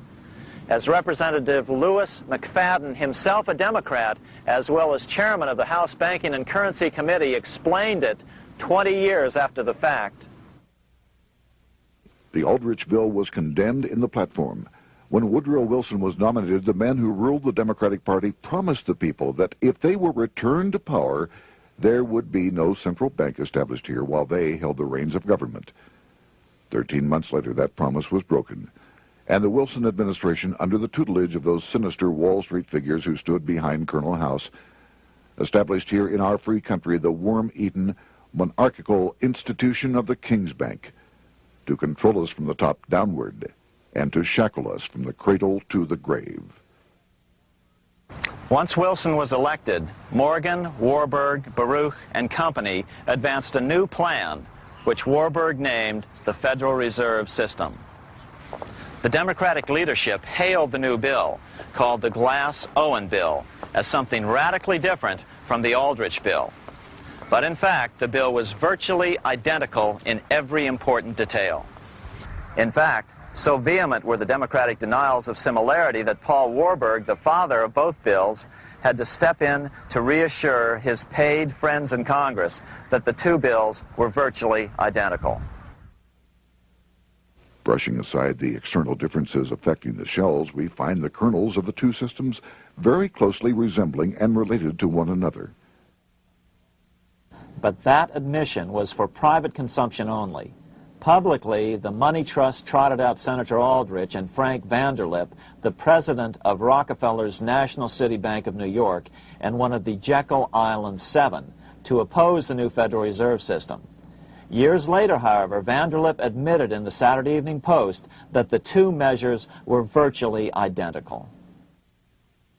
Although the Aldrich Federal Reserve Plan was defeated when it bore the name Aldrich, nevertheless, its essential points were all contained in the plan that finally was adopted. As Congress neared a vote, they called Ohio attorney Alfred Crozier to testify. Crozier noted the similarities between the Aldrich bill and the Glass-Owen bill. The bill grants just what Wall Street and the big banks for 25 years have been striving for: private instead of public control of currency. It, the Glass-Owen bill, does this as completely as the Aldrich bill. Both measures rob the government and the people of all effective control over the public's money, and vest in the banks exclusively the dangerous power to make money among the people scarce or plenty. During the debate on the measure, senators complained that the big banks were using their financial muscle to influence the outcome. "There are bankers in this country who are enemies of the public welfare," said one senator. What an understatement. Despite the charges of deceit and corruption, the bill was finally snuck through the Senate on December 22, 1913, after most senators had left town for the holidays, after having been assured by the leadership that nothing would be done until long after the Christmas recess. On the day the bill was passed, Congressman Lindbergh prophetically warned his countrymen that this act establishes the most gigantic trust on earth. When the president signs this bill, the invisible government by the monetary power will be legalized. The people may not know it immediately, but the day of reckoning is only a few years removed. The worst legislative crime of the ages is perpetrated by this banking bill. On top of all this, only weeks earlier, Congress had finally passed a bill legalizing income tax. Why was the income tax law important? Because bankers finally had in place a system which would run up a virtually unlimited federal debt. How would the interest on this debt be repaid? Never mind the principal. Remember, a privately owned central bank creates the principal out of nothing. The federal government was small then. Up to then, it had subsisted merely on tariffs and excise taxes. No, just as with the Bank of England, the interest payments had to be guaranteed by direct taxation of the people. The money changers knew that if they had to rely on contributions from the states, eventually the individual state legislatures would revolt and either refuse to pay the interest on their own money or at least bring political pressure to bear to keep the debt small. It is interesting to note that in 1895, the Supreme Court had found a similar income tax law to be unconstitutional. The Supreme Court even found a corporate income tax law unconstitutional in 1909. As a result, Senator Aldrich hustled a bill for a constitutional amendment allowing income tax through the Congress. The proposed 16th Amendment to the Constitution was then sent to the state legislatures for approval. But some critics claim that the 16th Amendment was never ratified by the necessary 3/4 of the states. In other words, the 16th Amendment may not be legal. But the money changers were in no mood to debate the fine points. By October of 1913, Senator Aldrich had hustled the income tax bill through Congress. Without the power to tax the people directly and bypass the states, the Federal Reserve Bill would be far less useful to those who wanted to drive America deeply into their debt. A year after the passage of the Federal Reserve Bill, Congressman Lindbergh explained how the Fed created what we have come to call the business cycle and how they use it to their advantage. To cause high prices, all the Federal Reserve Board will do will be to lower the rediscount rate, producing an expansion of credit and a rising stock market. Then, when businessmen are adjusted to these conditions, it can check prosperity in mid-career by arbitrarily raising the rate of interest. It can cause the pendulum of a rising and falling market to swing gently back and forth by slight changes in the discount rate, or cause violent fluctuations by a greater rate variation. And in either case, it will possess inside information as to financial conditions and advanced knowledge of the coming change, either up or down. This is the strangest, most dangerous advantage ever placed in the hands of a special privileged class by any government that ever existed. The system is private, conducted for the sole purpose of obtaining the greatest possible profits from the use of other people's money. They know in advance when to create panics to their advantage. They also know when to stop panic. Inflation and deflation work equally well for them when they control finance. Congressman Lindbergh was correct on all points. What he didn't realize was that most European nations had already fallen prey to the central bankers decades or centuries earlier. But he also mentions the interesting fact that only 1 year later, the Fed had cornered the market in gold. This is how he put it, quote, "Already, the Federal Reserve banks have cornered the gold and gold certificates," close quote.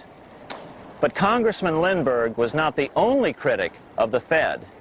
Congressman Lewis McFadden, the chairman of the House Banking and Currency Committee from 1920 to 1931, remarked that the Federal Reserve Act brought about a superstate controlled by international bankers and international industrialists acting together to enslave the world for their own pleasure. Notice how McFadden saw the international character of the stockholders of the Federal Reserve. Another chairman of the House Banking and Currency Committee in the 1960s, Wright Patman from Texas, put it this way. In the United States today, we have in effect two governments. We have the duly constituted government, then we have an independent, uncontrolled, and uncoordinated government in the Federal Reserve System, operating the money powers which are reserved to Congress by the Constitution. Even the inventor of the electric light, Thomas Edison, joined the fray in criticizing the system of the Federal Reserve. If our nation can issue a dollar bond, it can issue a dollar bill. The element that makes the bond good makes the bill good also. The difference between the bond and the bill is the bond lets money brokers collect twice the amount of the bond and an additional 20%, whereas the currency pays nobody but those who contribute directly in some useful way. It is absurd to say that our country can issue $30 million in bonds and not $30 million in currency. Both are promises to pay, but one promise fattens the usurers, and the other helps the people. 3 years after the passage of the Federal Reserve Act, even President Wilson began to have second thoughts about what had been unleashed during his first term in office. We have come to be one of the worst ruled, one of the most completely controlled governments in the civilized world, no longer a government of free opinion, no longer a government by a vote of the majority, but a government by the opinion and duress of a small group of dominant men. Some of the biggest men in the United States in the field of commerce and manufacture are afraid of something. They know that there is a power somewhere so organized, so subtle, so watchful, so interlocked, so complete, so pervasive, that they had better not speak above their breath when they speak in condemnation of it. Before his death in 1924, President Wilson realized the full extent of the damage he had done to America when he confessed, "I have unwittingly ruined my government." So finally, the money changers, those who profit by manipulating the amount of money in circulation, had their privately owned central bank installed again in America. The major newspapers, which they also owned, hailed passage of the Federal Reserve Act of 1913, telling the public that now depressions could be scientifically prevented. The fact of the matter was that now depressions could be scientifically created.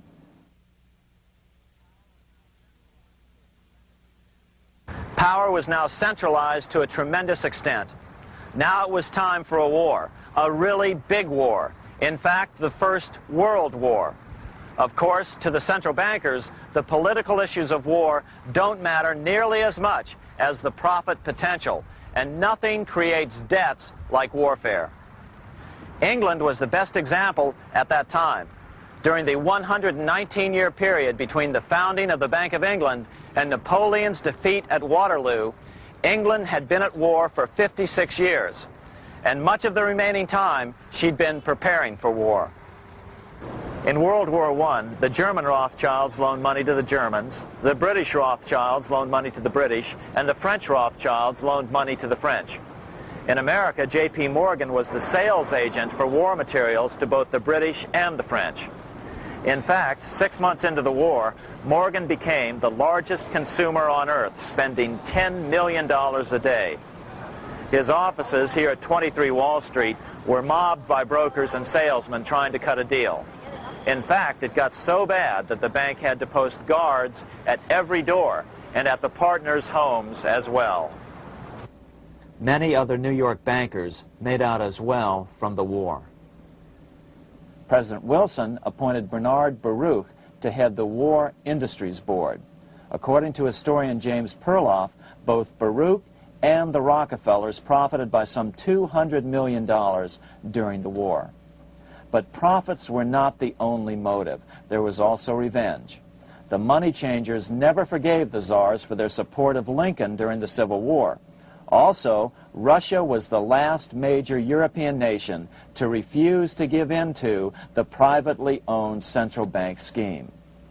3 years after World War I broke out, the Russian Revolution toppled the Tsar and installed the scourge of communism.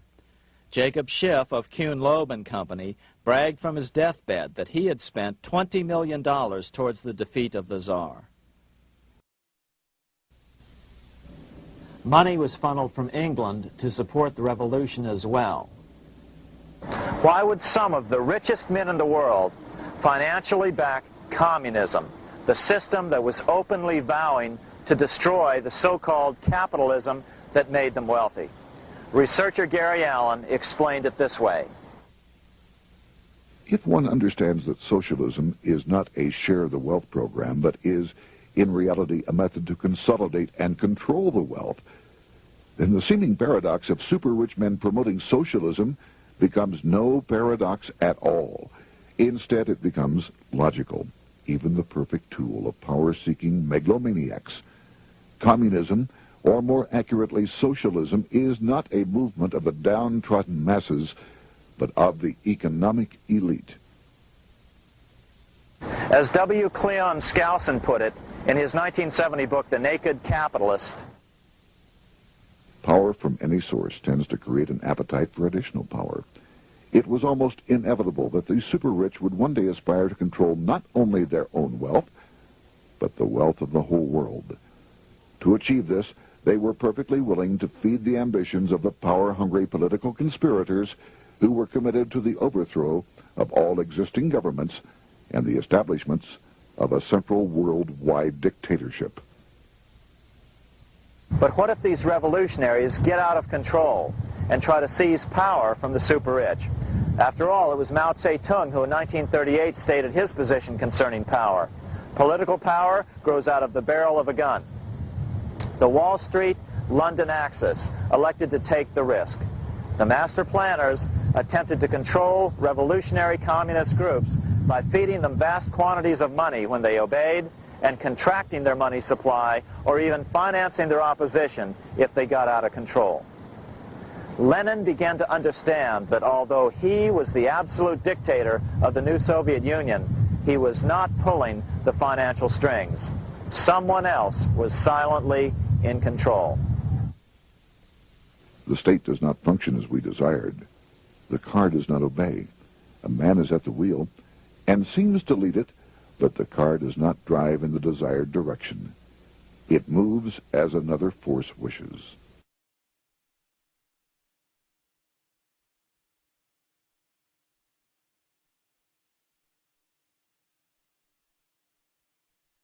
Who is behind it?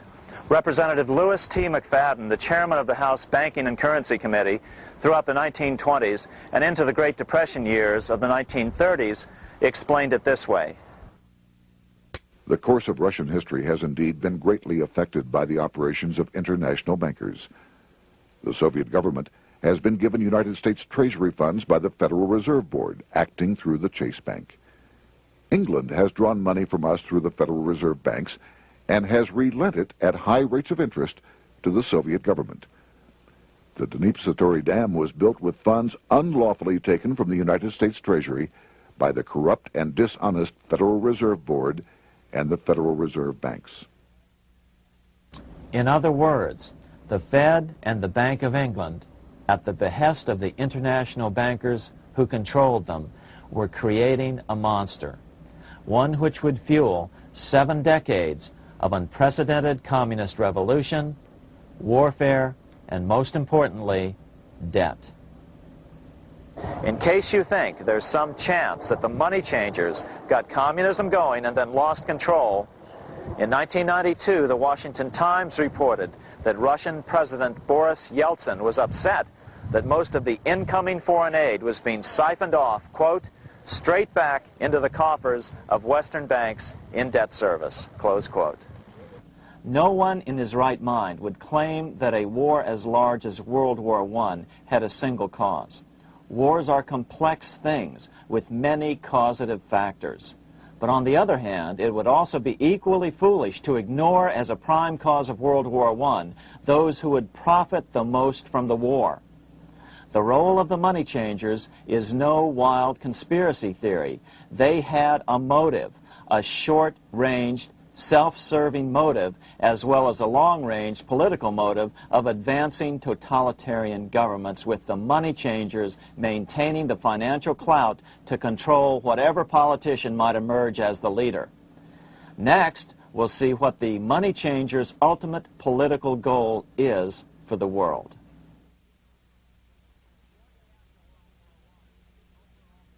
Shortly after World War I, the overall political agenda of the money changers began to be clear.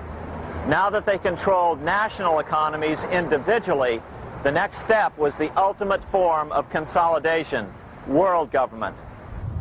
The new world government proposal was given top priority at the Paris Peace Conference after World War I. It was called the League of Nations, but much to the surprise of Paul Warburg and Bernard Baruch, who attended the peace conference with President Wilson, the world was not yet ready to dissolve national boundaries. Nationalism still beats strong in the human breast. For example, Lord Curzon, the British Foreign Secretary, called the League of Nations a good joke, even though it was the stated policy of the British government to support it. To the humiliation of President Wilson, the U.S. Congress wouldn't ratify the League either, despite the fact that it had been ratified by many other nations. Without money flowing from the U.S. Treasury, the League died. After World War I, the American public had grown tired of the internationalist policies of Democrat Woodrow Wilson. In the presidential election of 1920, Republican Warren Harding won a landslide victory with over 60% of the vote. Harding was an ardent foe of both Bolshevism and the League of Nations. His election, which opened a 12-year run of Republican presidents in the White House, led to an unprecedented era of prosperity known as the Roaring Twenties. Despite the fact that the war had brought America a debt 10 times larger than its Civil War debt, still the American economy surged. Gold had poured into the country during the war, and it continued to do so afterwards. In the early 1920s, the governor of this bank, the Federal Reserve Bank of New York, a man named Benjamin Strong, met frequently with the secretive and eccentric governor of the Bank of England, Montague Norman. Norman was determined to replace the gold England had lost to the U.S. during World War I and return the Bank of England to its former position of dominance in world finance. On top of that, rich with gold, the American economy might get out of control again, just like it had done after the Civil War. During the next 8 years, under the presidencies of Harding and Coolidge, the huge federal debt built up during World War I was cut by 38%, down to $16 billion, the greatest percentage drop in U.S. history. During the election of 1920, Warren Harding and Calvin Coolidge ran against James Cox, the governor of Ohio, and the little-known Franklin D. Roosevelt, who had previously risen to no higher post than President Wilson's Assistant Secretary of the Navy. After his inauguration, Harding moved quickly to formally kill the League of Nations. Then he quickly moved to reduce domestic taxes while raising tariffs to record heights. Now, this was a revenue policy of which most of the Founding Fathers would certainly have approved. His second year in office, Harding took ill on a train trip in the West and suddenly died. Although no autopsy was performed, the cause was said to be either pneumonia or food poisoning. When Coolidge took over, he continued Harding's domestic economic policy of high tariffs on imports while cutting income taxes. As a result, the economy grew at such a rate that net revenue still increased. Now that had to be stopped. So just as they'd done so frequently before, the money changers decided it was time to crash the American economy. The Federal Reserve began flooding the country with money. They increased the money supply by 62% during these years. Money was plentiful. This is why it was known as the Roaring Twenties. Before his death in 1919, former President Teddy Roosevelt warned the American people what was going on. As reported in the March 27, 1922 edition of the New York Times, Roosevelt said, "These international bankers and Rockefeller Standard Oil interests control the majority of newspapers and the columns of these papers to club into submission or drive out of public office officials who refuse to do the bidding of the powerful, corrupt cliques which compose the invisible government." Just one day before, in the New York Times, the mayor of New York, John Hylan, quoted Roosevelt and blasted those he saw as taking control of America, its political machinery, and its press. The warning of Theodore Roosevelt has much timeliness today, for the real menace of our republic is this invisible government which, like a giant octopus, sprawls its slimy length over city, state, and nation. It seizes in its long and powerful tentacles our executive officers, our legislative bodies, our schools, our courts, our newspapers, and every agency created for the public protection. To depart from mere generalizations, let me say that at the head of this octopus are the Rockefeller Standard Oil interest and a small group of powerful banking houses generally referred to as the international bankers. The little coterie of powerful international bankers virtually run the United States government for their own selfish purposes. They practically control both parties, write political platforms, make cat's paws of party leaders, use the leading men of private organizations, and resort to every device to place in nomination for high public office only such candidates as will be amenable to the dictates of corrupt big business. These international bankers and Rockefeller Standard Oil interests control the majority of newspapers and magazines in this country. Why didn't people listen to such strong warnings and demand that Congress reverse its 1913 passage of the Federal Reserve Act? Because remember, it was the 1920s. A steady increase in bank loans contributed to a rising market. In other words, just as it is today, in times of prosperity, no one wants to worry about economic issues. But there was a dark side to all this prosperity. Businesses expanded and became strung out on credit. Speculation in the booming stock market became rampant. Although everything looked rosy, it was a castle made of sand.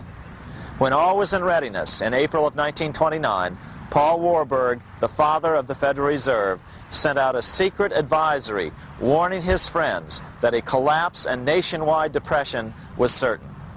In August of 1929, the Fed began to tighten money. It is not a coincidence that the biographies of all the Wall Street giants of that era, John D. Rockefeller, J.P. Morgan, Bernard Baruch, etc., all marvel that they got out of the stock market just before the crash and put all their assets in cash or gold.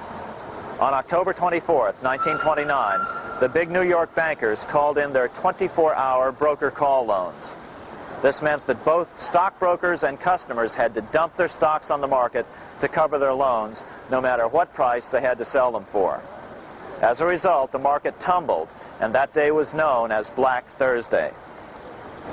According to John Kenneth Galbraith, writing in The Great Crash, 1929, at the height of the selling frenzy, Bernard Baruch brought Winston Churchill into the visitors' gallery of the New York Stock Exchange here to witness the panic and impress him with his power over the wild events down on the floor.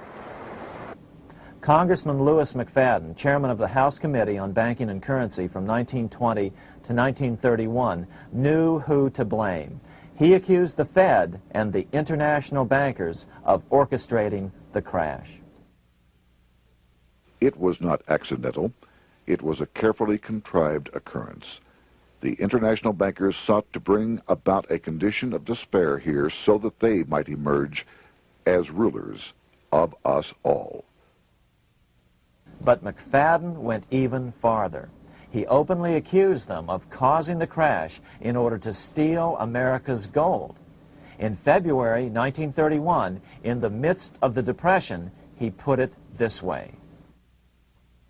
I think it can hardly be disputed that the statesmen and financiers of Europe are ready to take almost any means to reacquire rapidly the gold stock which Europe lost to America as the result of World War I. Curtis Dahl, a broker for Lehman Brothers, was on the floor of the New York Stock Exchange the day of the crash. In his 1970 book, FDR, My Exploited Father-in-Law, he explained that the crash was triggered by the planned sudden shortage of call money in the New York money market. Actually, it was the calculated shearing of the public by the world money powers triggered by the planned sudden shortage of call money in the New York money market. Within a few weeks, $3 billion of wealth simply seemed to vanish. Within a year, $40 billion had been lost. But did it really disappear? Or was it simply consolidated in fewer hands? And what did the Federal Reserve do? Instead of moving to help the economy out by quickly lowering interest rates to stimulate the economy, the Fed continued to brutally contract the money supply further, deepening the Depression. Between 1929 and 1933, the Fed reduced the money supply by an additional 33%. Although most Americans have never heard that the Fed was the cause of the Depression, this is well known among top economists. Milton Friedman, the Nobel Prize-winning economist now of Stanford University, said the same thing in a National Public Radio interview in January of 1996. The Federal Reserve definitely caused the Great Depression by contracting the amount of currency in circulation by 1/3 from 1929 to 1933. But the money lost by most Americans during the Depression didn't just vanish. It was just redistributed into the hands of those who had gotten out just before the crash and had purchased gold, which is always a safe place to put your money just before a depression. But America's money also went overseas. Incredibly, as President Hoover was heroically trying to rescue banks and prop up businesses, with millions of Americans starving as the Great Depression deepened, millions of dollars were being spent rebuilding Germany from damage sustained during World War I. 8 years before Hitler would invade Poland, Representative Louis McFadden, chairman of the House Banking and Currency Committee, warned Congress that Americans were paying for Hitler's rise to power. After World War I, Germany fell into the hands of the German international bankers. Those bankers bought her, and they now own her lock, stock, and barrel. They have purchased her industries, they have mortgages on her soil, they control her production, they control all her public utilities.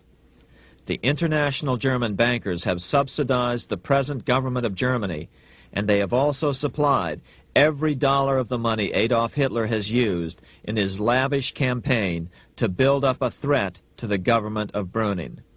When Brüning fails to obey the orders of the German international bankers, Hitler is brought forth to scare the Germans into submission.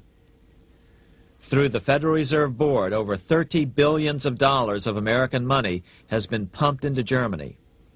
You have all heard of the spending that's taken place in Germany. Modernistic dwellings, her great planetariums, her gymnasiums, her swimming pools, her fine public highways, her perfect factories. All this was done on our money. All this was given to Germany through the Federal Reserve Board. The Federal Reserve Board has pumped so many billions of dollars into Germany that they dare not name the total. Franklin D. Roosevelt was swept into office during the 1932 presidential election. Once Roosevelt was in office, however, sweeping emergency banking measures were immediately announced, which did nothing but increase the Fed's power over the money supply. Then, and only then, did the Fed finally begin to loosen the purse strings and feed new money out to the starving American people. At first, Roosevelt railed against the money changers as being the cause of the Depression. Believe it or not, this is what he said on March 4th, 1933, in his inaugural address. Practices of the unscrupulous money changers stand indicted in the court of public opinion, rejected by the hearts and minds of men. The money changers have fled from their high seats in the temple of our civilization. But 2 days later, Roosevelt declared a bank holiday and closed all banks. Later that year, Roosevelt outlawed private ownership of all gold bullion and all gold coins with the exception of rare coins. Most of the gold in the hands of the average American was in the form of gold coins. The new decree was, in effect, a confiscation. Those who didn't comply risk as much as 10 years in prison and a $10,000 fine, the equivalent of $100,000 today. Out in small-town America, some people didn't trust Roosevelt's order. Many were torn between keeping their hard-earned wealth or obeying the government. Those who did turn in their gold were paid the official price for it, $20.66 per ounce. So unpopular was the confiscation order that no one anywhere in government would take credit for authoring it. No congressman claimed it. At the signing ceremony, President Roosevelt made it clear to all present that he was not the author of it and publicly stated that he had not ever read it. Even as Secretary of the Treasury said he'd never read it either, saying it was, quote, what the experts wanted. Roosevelt convinced the public to give up their gold by saying that pooling the nation's resources was necessary to get America out of the Depression. With great fanfare, he ordered a new bullion depository built to hold the mountain of gold the U.S. government was illegally confiscating. By 1936, the U.S. bullion depository at Fort Knox was completed, and in January 1937, the gold began to flow into it. The rip-off of the ages was about to proceed. In 1935, once the gold had all been turned in, the official price of gold was suddenly raised to $35 per ounce. But the catch was, only foreigners could sell their gold at the new higher price.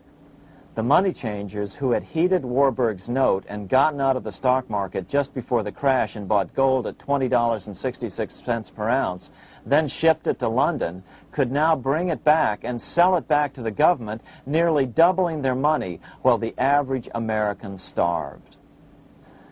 The Fort Knox Bullion Depository sits here in the middle of the Fort Knox Military Reservation, 30 miles southwest of Louisville, Kentucky. This was as close as we were permitted to get to the depository despite years of letters from members of Congress to allow our film crew inside.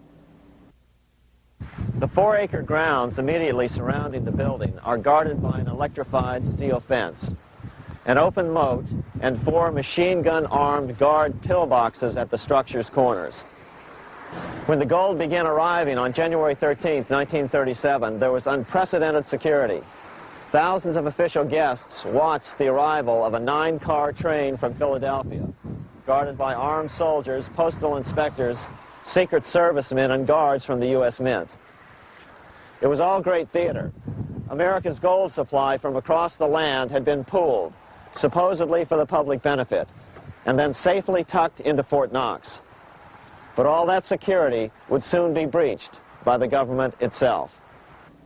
Now the stage was set for a really big war, one which would pile up debt far beyond that of World War I. For example, in 1944 alone, the U.S. national income was only $183 billion, yet $103 billion was spent on the war. This was 30 times the spending rate during World War I. In fact, the American taxpayer picked up 55% of the total Allied cost of the war. But equally important, virtually every nation involved in World War II greatly multiplied their debt. In the U.S., for example, federal debt went from $43 billion in 1940 up to $257 billion in 1950, an increase of 598%. Between 1940 and 1950, Japanese debt swelled 1,348%. French debt grew 583%, and Canadian debt soared 417%. After the war, the world was now divided into 2 economic camps: communist command economies on the one hand versus monopoly capitalists on the other, set to fight it out in one perpetual and highly profitable arms race.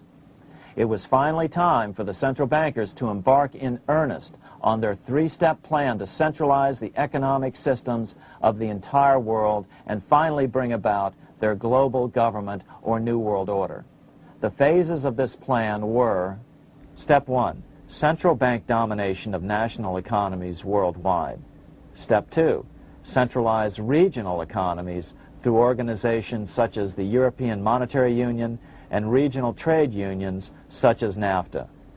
Step 3, centralize the world economy through a world central bank, a world money, and ending national independence through abolition of all tariffs by treaties like GATT.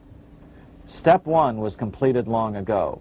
Steps 2 and 3 are far advanced, nearing completion. What about gold? Among central banks, the largest holder of gold is now the IMF.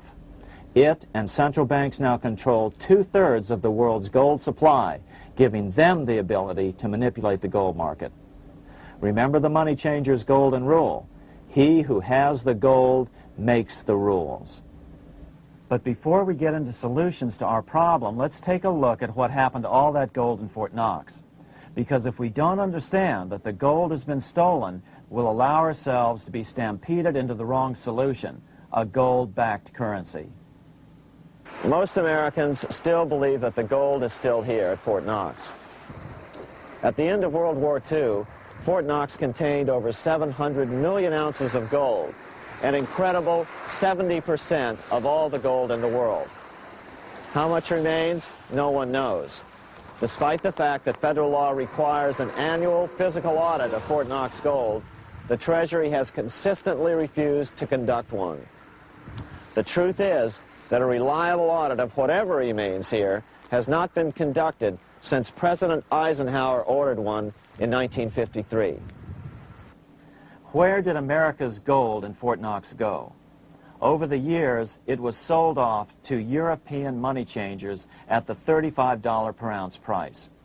Remember, this was during a time when it was illegal for Americans to buy any of their own gold from Fort Knox. In fact, there was a very infamous case where the Firestone family set up a string of dummy corporations to purchase Fort Knox gold and keep it in Switzerland, never hitting U.S. shores. They were eventually caught, however, and successfully prosecuted.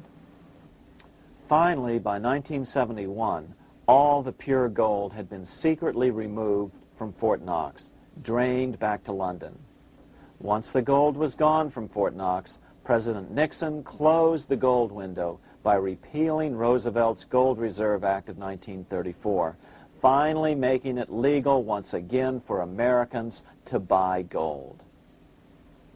Naturally, gold prices immediately began to soar.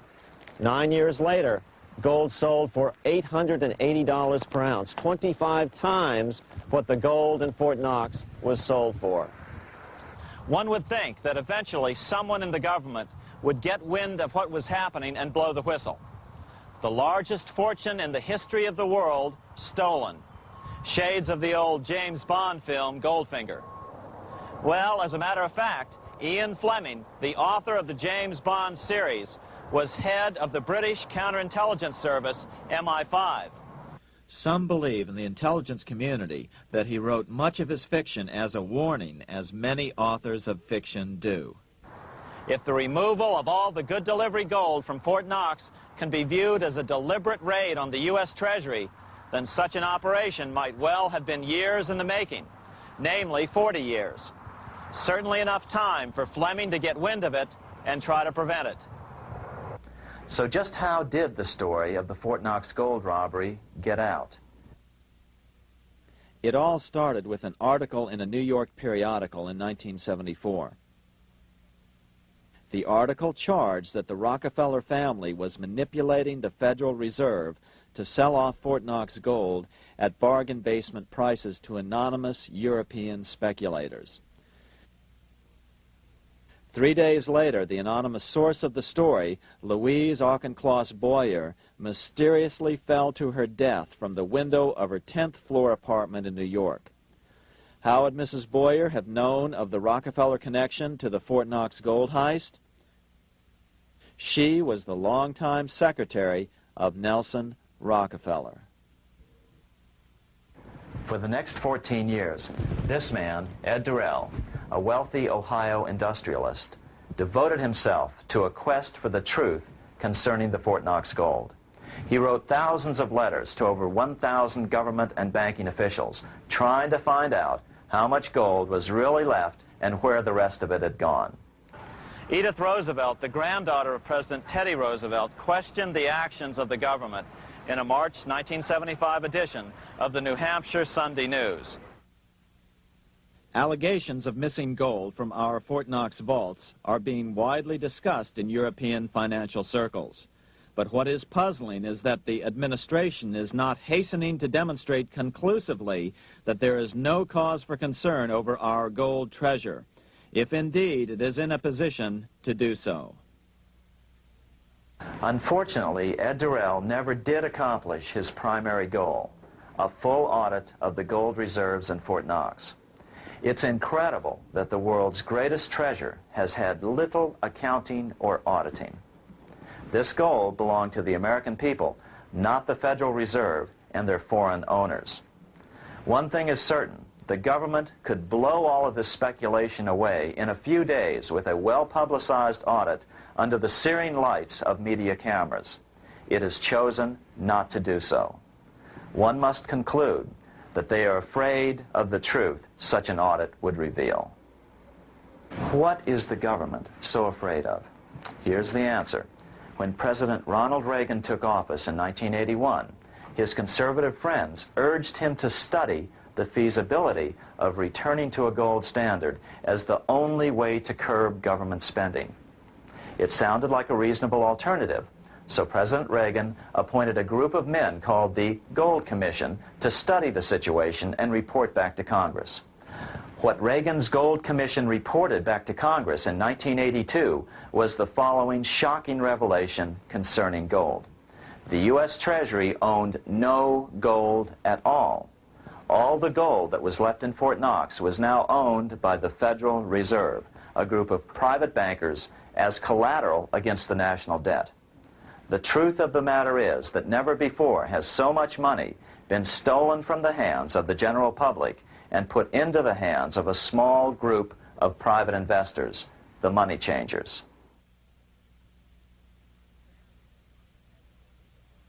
I'm standing in front of the headquarters of the International Monetary Fund located in Washington, D.C. Across the street, right over there, is the headquarters of the World Bank. What are these organizations and who controls them, and most importantly, are they about to create a huge worldwide depression? Let us step back in time for a moment to the aftermath of World War I. People were tired of war, so under the guise of peacemaking, the international bankers devised a plan to consolidate power even further. Claiming only an international government would stem the tide of world wars, the money changers pushed forward a proposal for world government which stood on three legs. A world central bank to be called the Bank of International Settlements, a world judiciary to be called the World Court located in The Hague, the Netherlands, and a world executive and legislature to be called the League of Nations. As President Clinton's mentor, Georgetown historian Carroll Quigley wrote in his 1966 book, Tragedy and Hope, the powers of financial capitalism had a far-reaching plan, nothing less than to create a world system of financial control in private hands, able to dominate the political system of each country and the economy of the world as a whole. This system was to be controlled in a feudalistic fashion by the central banks of the world, acting in concert by secret agreements arrived at in frequent meetings and conferences. The apex of the system was to be the Bank for International Settlements in Bâle, Switzerland, a private bank owned and controlled by the world central banks, which were themselves private corporations.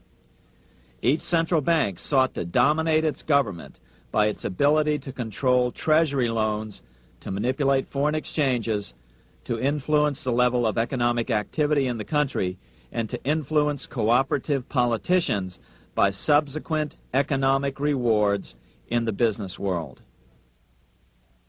Despite intense pressure from the international bankers and the press, a handful of U.S. senators, led by Senator Henry Cabot Lodge, kept the U.S. out of these schemes. Without U.S. participation, the League was doomed. Incredibly, even though the U.S. rejected the World Central Bank, the BIS, the New York Federal Reserve ignored its government and arrogantly sent representatives to Switzerland to participate in the central bankers' meeting right up until 1994, when the U.S. was finally officially dragged into it. Their world government schemes thwarted, the bankers resorted to the old formula, another war to wear down the resistance to world government while reaping handsome profits. To this end, Wall Street helped resurrect Germany through the Thyssen banks, which were affiliated with the Harriman interest in New York, just as the Chase Bank had assisted in the financing of the Bolshevik Revolution in Russia during World War I. Chase Bank was controlled by the Rockefeller family. Subsequently, it was merged with Warburg's Manhattan Bank to form the Chase Manhattan Bank. Now this has merged with Chemical Bank of New York, making it the largest Wall Street bank. Their strategy worked. Even before World War II was over, world government was back on track. In 1944, at Bretton Woods, New Hampshire, the International Monetary Fund and the World Bank were approved with full U.S. participation. The Second League of Nations, renamed the United Nations, was approved in 1945. Soon, a new international court system was functioning as well. All effective opposition to these international bodies before the war had evaporated in the heat of war, just as planned. These new organizations simply repeated on a world scale what the National Banking Act of 1864 and the Federal Reserve Act of 1913 had established in the U.S. They created a banking cartel composed of the world's central banks, which gradually assumed the power to dictate credit policies to the banks of all the nations.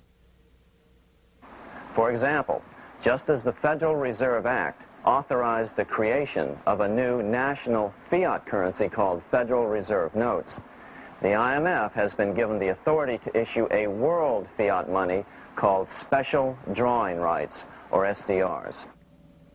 To date, the IMF has created in excess of $30 billion worth of SDRs. Member nations are being pressured to make their currencies fully exchangeable for SDRs.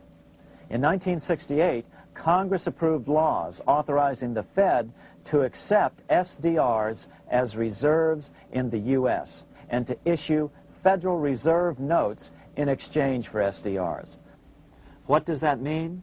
It means that in the U.S., SDRs are already a part of our lawful money. And what about gold? SDRs are already partially backed by gold. And with 2/3 of world gold now in the hands of central banks, the money changers can go about structuring the world's economic future in whichever way they deem most profitable. Keep in mind, just as the Fed is controlled by its Board of Governors, the IMF is controlled by its Board of Governors, which are either the heads of the different central banks or the heads of the various national treasury departments dominated by their central banks. Voting power in the IMF gives the U.S. and the UK, that is to say the Fed and the Bank of England, effective control. Just as the Fed controls the amount of money in the U.S., the BIS, IMF, and World Bank control the money supply for the world. So we see the repetition of the old goldsmith's fraud replicated on the national scale with central banks like the Fed and on the international scale by the three arms of the World Central Bank. Is this organization of the BIS, the IMF, and the World Bank, which we refer to collectively as the World Central Bank, presently expanding and contracting world credit? Yes.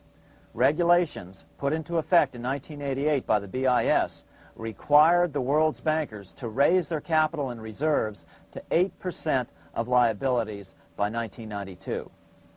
Increased capital requirements put an upper limit to the fractional reserve lending, similar to the way cash reserve requirements do.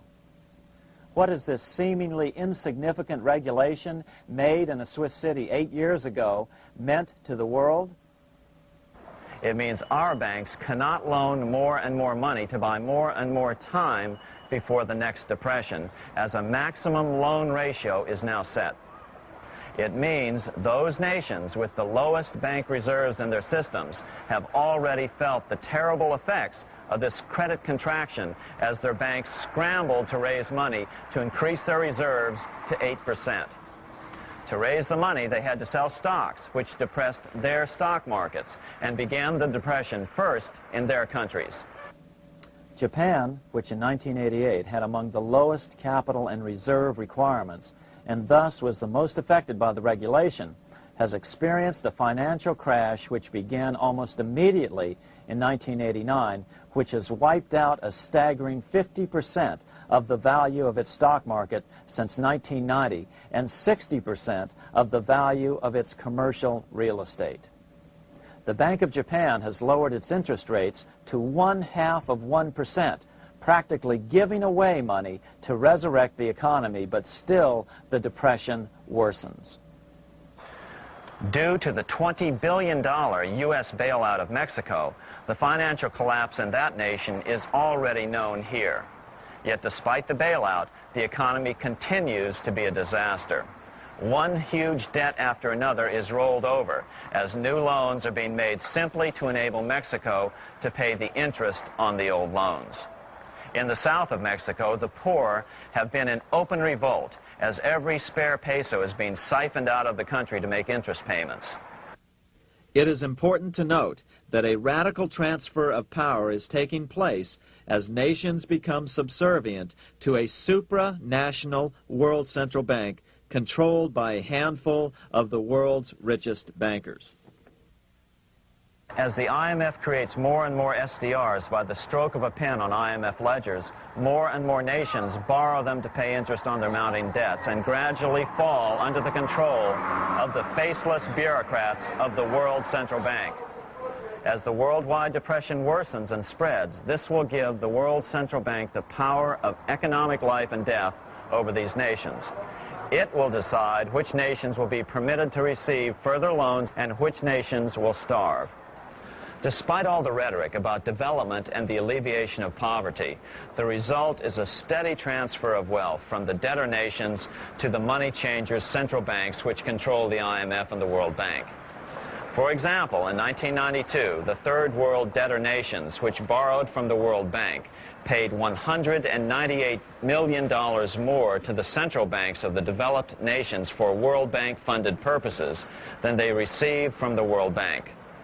All this increases their permanent debt in exchange for temporary relief of poverty caused by prior borrowings. Already, these repayments exceed the amount of the new loans. By 1992, Africa's external debt had reached $290 billion, 2.5 times greater than in 1980, resulting in skyrocketing infant mortality rates and unemployment, deterioration of schools, housing, and the general health of the people.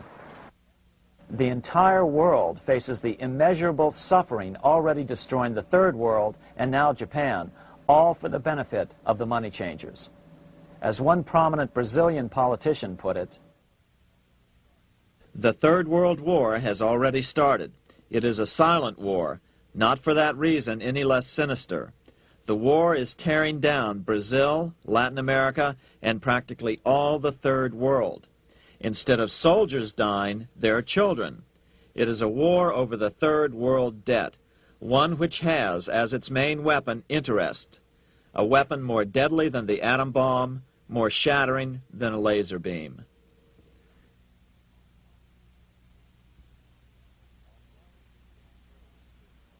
Although it would be absurd to ignore the pivotal role played by influential families such as the Rothschilds, the Warburgs, the Schiffs, the Morgans, and the Rockefellers in any review of the history of central banking and fractional banking, keep in mind, by now, central banks and the large commercial banks are up to 3 centuries old and deeply entrenched in the economic life of many nations.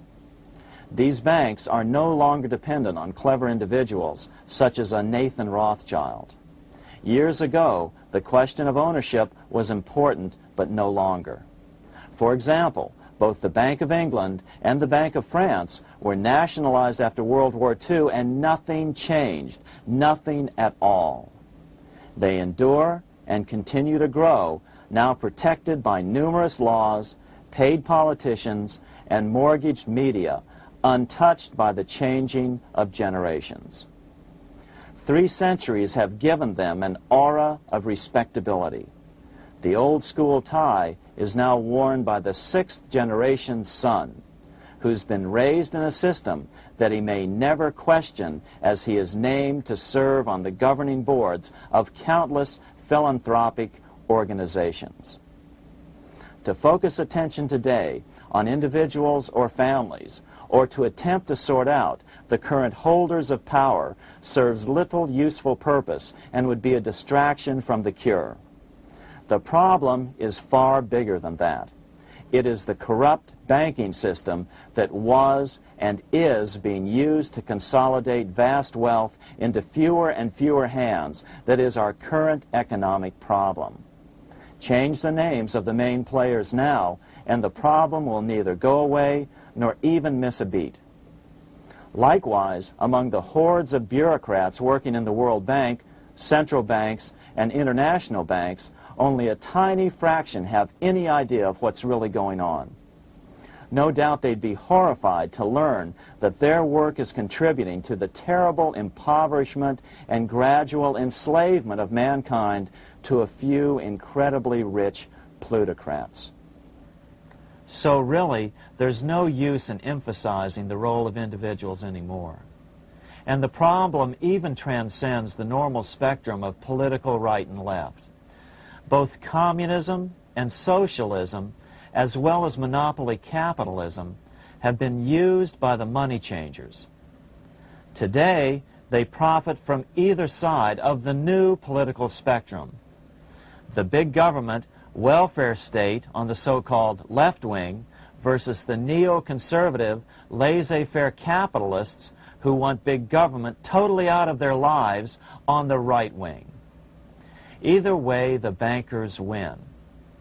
Monetary reform is the most important political issue facing this nation.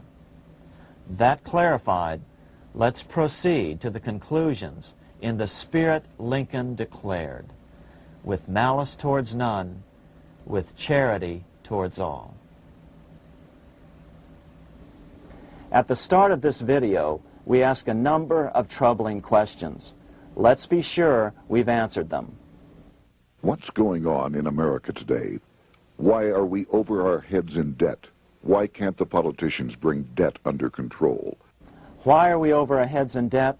Because we're laboring under a debt money system that is designed and controlled by private bankers. Now, some will argue that the Federal Reserve System is a quasi-governmental agency. But the President appoints only 2 of the 7 members of the Federal Reserve Board of Governors every 4 years. And he appoints them to 14-year terms, far longer than his own. The Senate does confirm those appointments, but the whole truth is that the President wouldn't dare appoint anyone to that board of whom Wall Street does not approve. Of course, this does not preclude the possibility that some honorable men may be appointed to the Board of Governors. But the fact is that the Fed is specifically designed to operate independently of our government, as are nearly all other central banks. Some argue that the Fed promotes monetary stability. We saw the current head of the Bank of England, Eddie George, claim that this was the most important role of a central bank. In fact, the Fed's record of stabilizing the economy shows it to be a miserable failure in this regard. Within the first 25 years of its existence, the Fed caused 3 major economic downturns, including the Great Depression, and for the last 30 years has shepherded the American economy into a period of unprecedented inflation. Again, this is not some wild conspiracy theory. It's a well-known fact among top economists. As Nobel Prize-winning economist Milton Friedman put it, the stock of money, prices, and output was decidedly more unstable after the establishment of the Federal Reserve System than before. The most dramatic period of instability in output was, of course, the period between the 2 wars, which includes the severe monetary contractions of 1920-21, 1929-33, and 1937-38. No other 20-year period in American history contains as many as 3 such severe contractions. This evidence persuades me that at least a third of the price rise during and just after World War I is attributable to the establishment of the Federal Reserve System, and that the severity of each of the major contractions, 1920-21, 1929-33, and 1937-38, is directly attributable to acts of commission and omission by the reserve authorities. Any system which gives so much power and so much discretion to a few men so that mistakes, excusable or not, can have such far-reaching effects is a bad system. It is a bad system to believers in freedom just because it gives a few men such power without any effective check by the body politic. This is the key political argument against an independent central bank. To paraphrase Clemenceau, money is much too serious a matter to be left to the central bankers. We must learn from our history before it is too late. Why can't politicians control the federal debt? Because all our money is created out of debt. Again, it's a debt money system. Our money is created initially by the purchase of U.S. bonds. The public buys bonds like savings bonds, the banks buy bonds, foreigners buy bonds, and when the Fed wants to create more money in the system, it buys bonds, but pays for them with a simple bookkeeping entry which it creates out of nothing. Then this new money, created by the Fed, is multiplied by a factor of 10 by the banks thanks to the fractional reserve principle. So although the banks don't create currency, they do create checkbook money or deposits by making new loans. They even invest some of this created money. In fact, over $1 trillion of this privately created money has been used to purchase U.S. bonds on the open market, which provides the banks with roughly $50 billion in interest, risk-free, each year, less the interest they pay to some depositors. In this way, through fractional reserve lending, banks create over 90% of the money and therefore cause over 90% of our inflation. What can we do about all this? Fortunately, there's a way to fix the problem fairly easily, speedily, and without any serious financial problems. We can get our country totally out of debt in 1 to 2 years by simply paying off these U.S. bonds with debt-free U.S. notes, just like Lincoln issued. Of course, that by itself would create tremendous inflation, since our currency is presently multiplied by the fractional reserve banking system. But here's the ingenious solution, advanced in part by Milton Friedman, to keep the money supply stable and avoid inflation and deflation while the debt is retired. As the Treasury buys up its bonds on the open market with U.S. notes, the reserve requirements of your hometown local bank will be proportionally raised, so the amount of money in circulation remains constant. As those holding bonds are paid off in U.S. notes, they will deposit this money, thus making available the currency then needed by the banks to increase their reserves. Once all the U.S. bonds are replaced with U.S. notes, banks will be at 100% reserve banking instead of the fractional reserve system currently in use. From this point on, the former Fed buildings will only be needed as a central clearinghouse for checks and as vaults for U.S. notes. The Federal Reserve Act will no longer be necessary and could be repealed. Monetary power can be transferred back to the Treasury Department. There would be no further creation or contraction of money by banks. By doing it this way, our national debt can be paid off in a single year or so, and the Fed and fractional reserve banking abolished without national bankruptcy, financial collapse, inflation or deflation, or any significant change in the way the average American goes about his business. To the average person, the primary difference would be that for the first time since the Federal Reserve Act was passed in 1913, taxes would begin to go down. Now there's a real national blessing for you, rather than for Hamilton's banker friends. Now let's take a look at these proposals in more detail.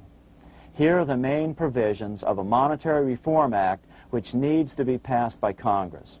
We've drafted a proposed Monetary Reform Act which follows at the end of this tape. Of course, variations with the same results would be equally welcome. 1. Pay off the debt with debt-free U.S. notes.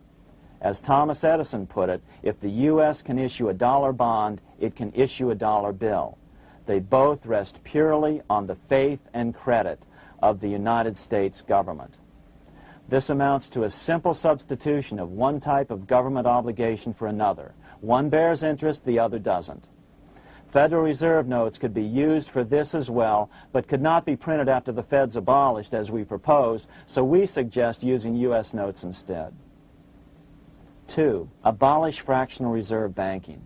As the debt is paid off, the reserve requirements of all banks and financial institutions would be raised proportionally at the same time to absorb the new U.S. notes, which would be deposited and become the bank's increased reserves. Towards the end of the first year of the transition period, the remaining liabilities of financial institutions would be assumed or acquired by the U.S. government in a one-time operation. In other words, they too would eventually be paid off with debt-free U.S. notes in order to keep the total money supply stable. At the end of the first year or so, all of the national debt would be paid, and we could start enjoying the benefits of full reserve banking. The Fed would be obsolete, an anachronism. 3. Repeal the Federal Reserve Act of 1913 and the National Banking Act of 1864. These acts delegate the money power to a private banking monopoly. They must be repealed, and the money power handed back to the Department of Treasury, where they were initially under President Abraham Lincoln.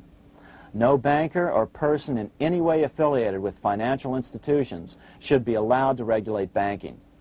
After the first two reforms, these acts would serve no useful purpose anyway, since they relate to a fractional reserve banking system. 4. Withdraw the U.S. from the IMF, the BIS, and the World Bank. These institutions, like the Federal Reserve, are designed to further centralize the power of the international bankers over the world's economy, and the U.S. must withdraw from them. Their harmless functions, such as currency exchange, can be accomplished either nationally or in new organizations limited to those functions. Such a monetary reform act would guarantee that the amount of money in circulation would stay very stable, causing neither inflation nor deflation. Remember, for the last 3 decades, the Fed has doubled the American money supply every 10 years. That fact and fractional reserve banking are the real causes of inflation and the reduction in our buying power, a hidden tax. These and other taxes are the real reasons both parents now have to work just to get by. The money supply should increase slowly to keep prices stable, roughly in proportion to population growth, about 3% per year, not at the whim of a group of bankers meeting in secret. In fact, all future decisions on how much money will be in the American economy must be made based on statistics of population growth and the price level index. The new monetary regulators and the Treasury Department, perhaps called the Monetary Committee, would have absolutely no discretion in this matter except in time of declared war. This would ensure a steady, stable money growth of roughly 3% per year, resulting in stable prices and no sharp changes in the money supply. To make certain the process is completely open and honest, all deliberations would be public, not secret, as meetings of the Fed's Board of Governors are today. How do we know this will work? Because these steps remove the 2 major causes of economic instability, the Fed and fractional reserve banking, and the newest one as well, the BIS, Bank of International Settlements. But most importantly, the danger of a severe depression would be eliminated. Let's listen to Milton Friedman on the single cause of severe economic depressions. I know of no severe depression in any country or any time that was not accompanied by a sharp decline in the stock of money, and equally of no sharp decline in the stock of money that was not accompanied by a severe depression. Issuing our own currency is not a radical solution.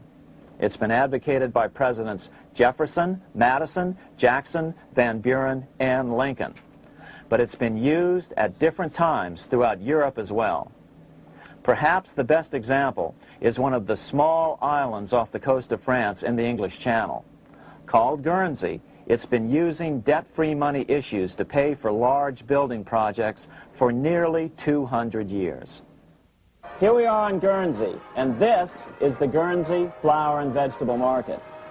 Guernsey is one of the most successful examples of just how well a debt-free money system can work. In 1815, a committee was appointed to investigate how best to finance this new market. The impoverished island could not afford more new taxes, so the state's fathers decided to try a revolutionary idea: issue their own paper money. They were just colorful paper notes, backed by nothing, but the people of this tiny island agreed to accept them and trade with them. To be sure they circulated widely, they were declared to be good for the payment of taxes. Of course, this idea was nothing new. It was exactly what America had done before the American Revolution, and there are many other examples throughout the world. But it was new to Guernsey, and it worked miracles. This market is still in use, and remember, it was built for no debt to the people of this island state. But what if we follow Guernsey's example? How would the bankers react to these reforms? Certainly the international bankers' cartel will oppose reforms that do away with their control of the world's economies as they have in the past. But it is equally certain that Congress has the constitutional authority and responsibility to authorize the issuance of debt-free money, U.S. notes, and to reform the very banking laws it ill-advisedly enacted. Undoubtedly, the bankers will claim that issuing debt-free money will cause severe inflation or make other dire predictions. But remember, it is fractional reserve banking which is the real cause of over 90% of all inflation, not whether debt-free U.S. notes are used to pay for government deficits. In the current system, any spending excesses on the part of Congress are turned into more debt bonds, and the 10% purchased by the Fed are then multiplied many times over by the bankers, causing over 90% of all inflation. Our fractional reserve and debt-based banking system is the problem. We must ignore its inevitable resistance to reform and remain firm until the cure is complete. As the director of the Bank of England in the 1920s, Sir Josiah Stamp put it, referring to this modern fractional reserve banking system, banking is conceived in iniquity and born in sin. Bankers own the earth. Take it away from them, but leave them the power to create money and control credit, and with the flick of a pen, they will create enough money to buy it back again. Take this great power away from the bankers, and all great fortunes like mine will disappear, and they ought to disappear, for this would be a better and happier world to live in. But if you want to continue the slaves of bankers and pay the cost of your own slavery, let them continue to create money and to control credit. Americans are slowly figuring this out. Today, over 3,200 cities and counties have endorsed the proposal of a non-profit organization called Sovereignty. The Sovereignty movement calls for Congress to authorize the Secretary of the Treasury to issue $90 billion per year of U.S. notes, not Federal Reserve notes nor debt-based bonds, to loan money interest-free to cities, counties, and school districts for needed capital improvements. Remarkably, and to their praise, the Community Bankers Association of Illinois, representing 515 member banks, has endorsed this sovereignty proposal, a good step in the right direction. As Milton Friedman has repeatedly pointed out, no severe depression can occur without a severe contraction of money. In our system, only the Fed, the Bank of International Settlements, with U.S. bankers' cooperation, or a combination of the largest Wall Street banks could cause a depression. In other words, our economy is so huge and resilient, a depression just can't happen by accident. Unless we reform our banking system, they will always have that power. They can pull the plug on our economy anytime they choose. The only solution is to abolish the Fed and the fractional reserve banking system and withdraw from the BIS. Only that will break the power of the international bankers over our economy. And keep in mind, a stock market crash itself cannot cause a severe depression. Only the severe contraction of our money supply can cause a severe depression. The stock market crash of 1929 only wiped out market speculators, mostly the small to medium ones, resulting in $3 billion in wealth changing hands. But it served as a smokescreen for a 33% contraction in credit by the Fed over the next 4 years, which resulted in over $40 billion in wealth from the American middle class being transferred to the big banks. Then, despite impotent howls of protest from a divided Congress, the independent Fed kept the money supply contracted for a full decade. Only World War II ended the terrible suffering the Fed inflicted on the American people. In a depression, the remaining wealth of the debt-burdened American middle class will be wiped out by unemployment, declining wages, and the resulting foreclosures. If we start to act to reform our monetary system, the money changers may do what they did in 1929 and then the 1930s, crash the stock market and use that as a smokescreen while contracting the money supply. But if we're determined to fight to regain control over our money, we can come out of it fairly quickly, perhaps in only a very few months, as U.S. notes begin to circulate and replace the money withdrawn by the bankers.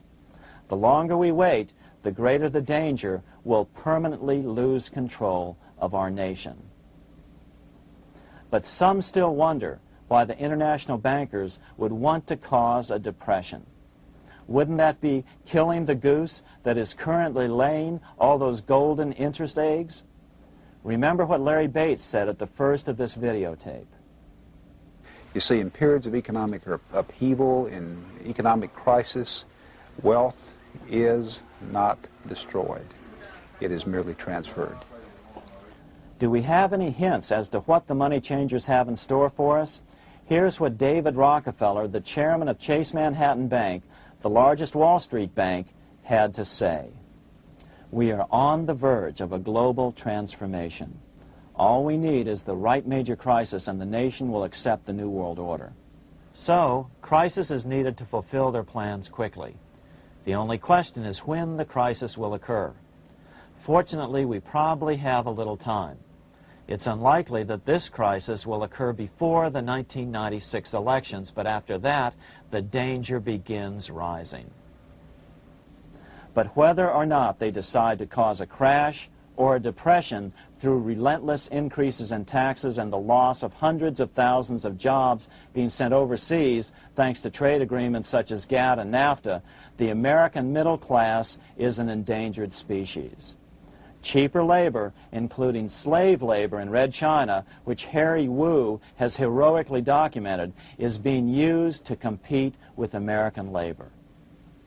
In other words, money is being consolidated in fewer and fewer hands as never before in the history of this nation or the world. Without reform, the American middle class will soon be extinct, leaving only the very rich few and the very many poor, as has already occurred in most of the world. We've been warned of all this by congressmen, presidents, industrialists, and economists down through the years. Religious leaders, too, have seen the danger. About 1898, during the time of William Jennings Bryan, Pope Leo XIII put it this way. On the one side, there is the party which holds the power because it holds the wealth, which has in its grasp all labor and all trade, which manipulates for its own benefit and its own purposes all the sources of supply, and which is powerfully represented in the councils of state itself. On the other side, there is the needy and powerless multitude, sore and suffering. Rapacious usury, which, although more than once condemned by the Church, is nevertheless under a different form, but with the same guilt, still practiced by avaricious and grasping men, so that a small number of very rich men have been able to lay upon the masses of the poor a yoke little better than slavery itself. More recently, during America's Great Depression, Pope Pius XI spoke of the same problem. In our days, not alone is wealth accumulated, but immense power and despotic economic domination is concentrated in the hands of a few. This power becomes particularly irresistible when exercised by those who, because they hold and control money, are able also to govern credit and determine its allotment. For this reason, supplying, so to speak, the lifeblood to the entire economic body and grasping, as it were, in their hands the very soul of the economy, so that no one dare breathe against their will. Educate your friends. Our country needs a solid group who really understand how our money is manipulated and what the solutions really are. Because if a depression comes, there will be those who call themselves conservatives who will come forward advancing solutions framed by the international bankers. Beware of calls to return to a gold standard. Why? Simple, because never before has so much gold been so concentrated outside of American hands. And never before has so much gold been in the hands of international governmental bodies such as the World Bank and International Monetary Fund. A gold-backed currency usually brings despair to a nation, and to return to it would certainly be a false solution in our case. Remember, we had a gold-backed currency in 1929 and during the first 4 years of the Great Depression. Likewise, beware of any plans advanced for a regional or world currency. This is the international bankers' Trojan horse.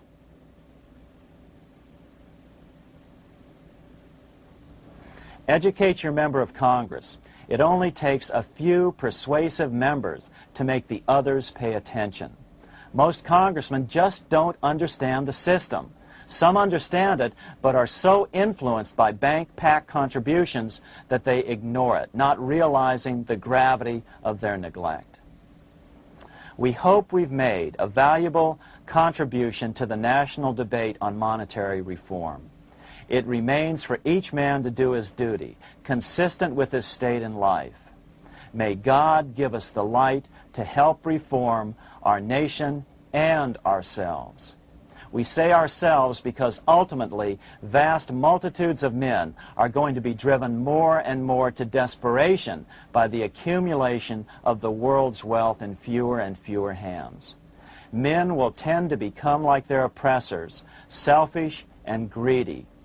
Rather, let's keep in mind during this period of reform a warning not to lose sight of greater things. As Pope Pius XI put it,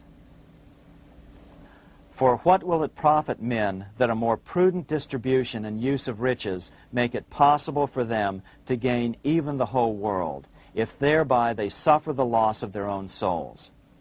What will it profit to teach them sound principles in economics, if they permit themselves to be so swept away by selfishness, by unbridled and sordid greed, that hearing the commandments of the Lord, they do all things contrary?"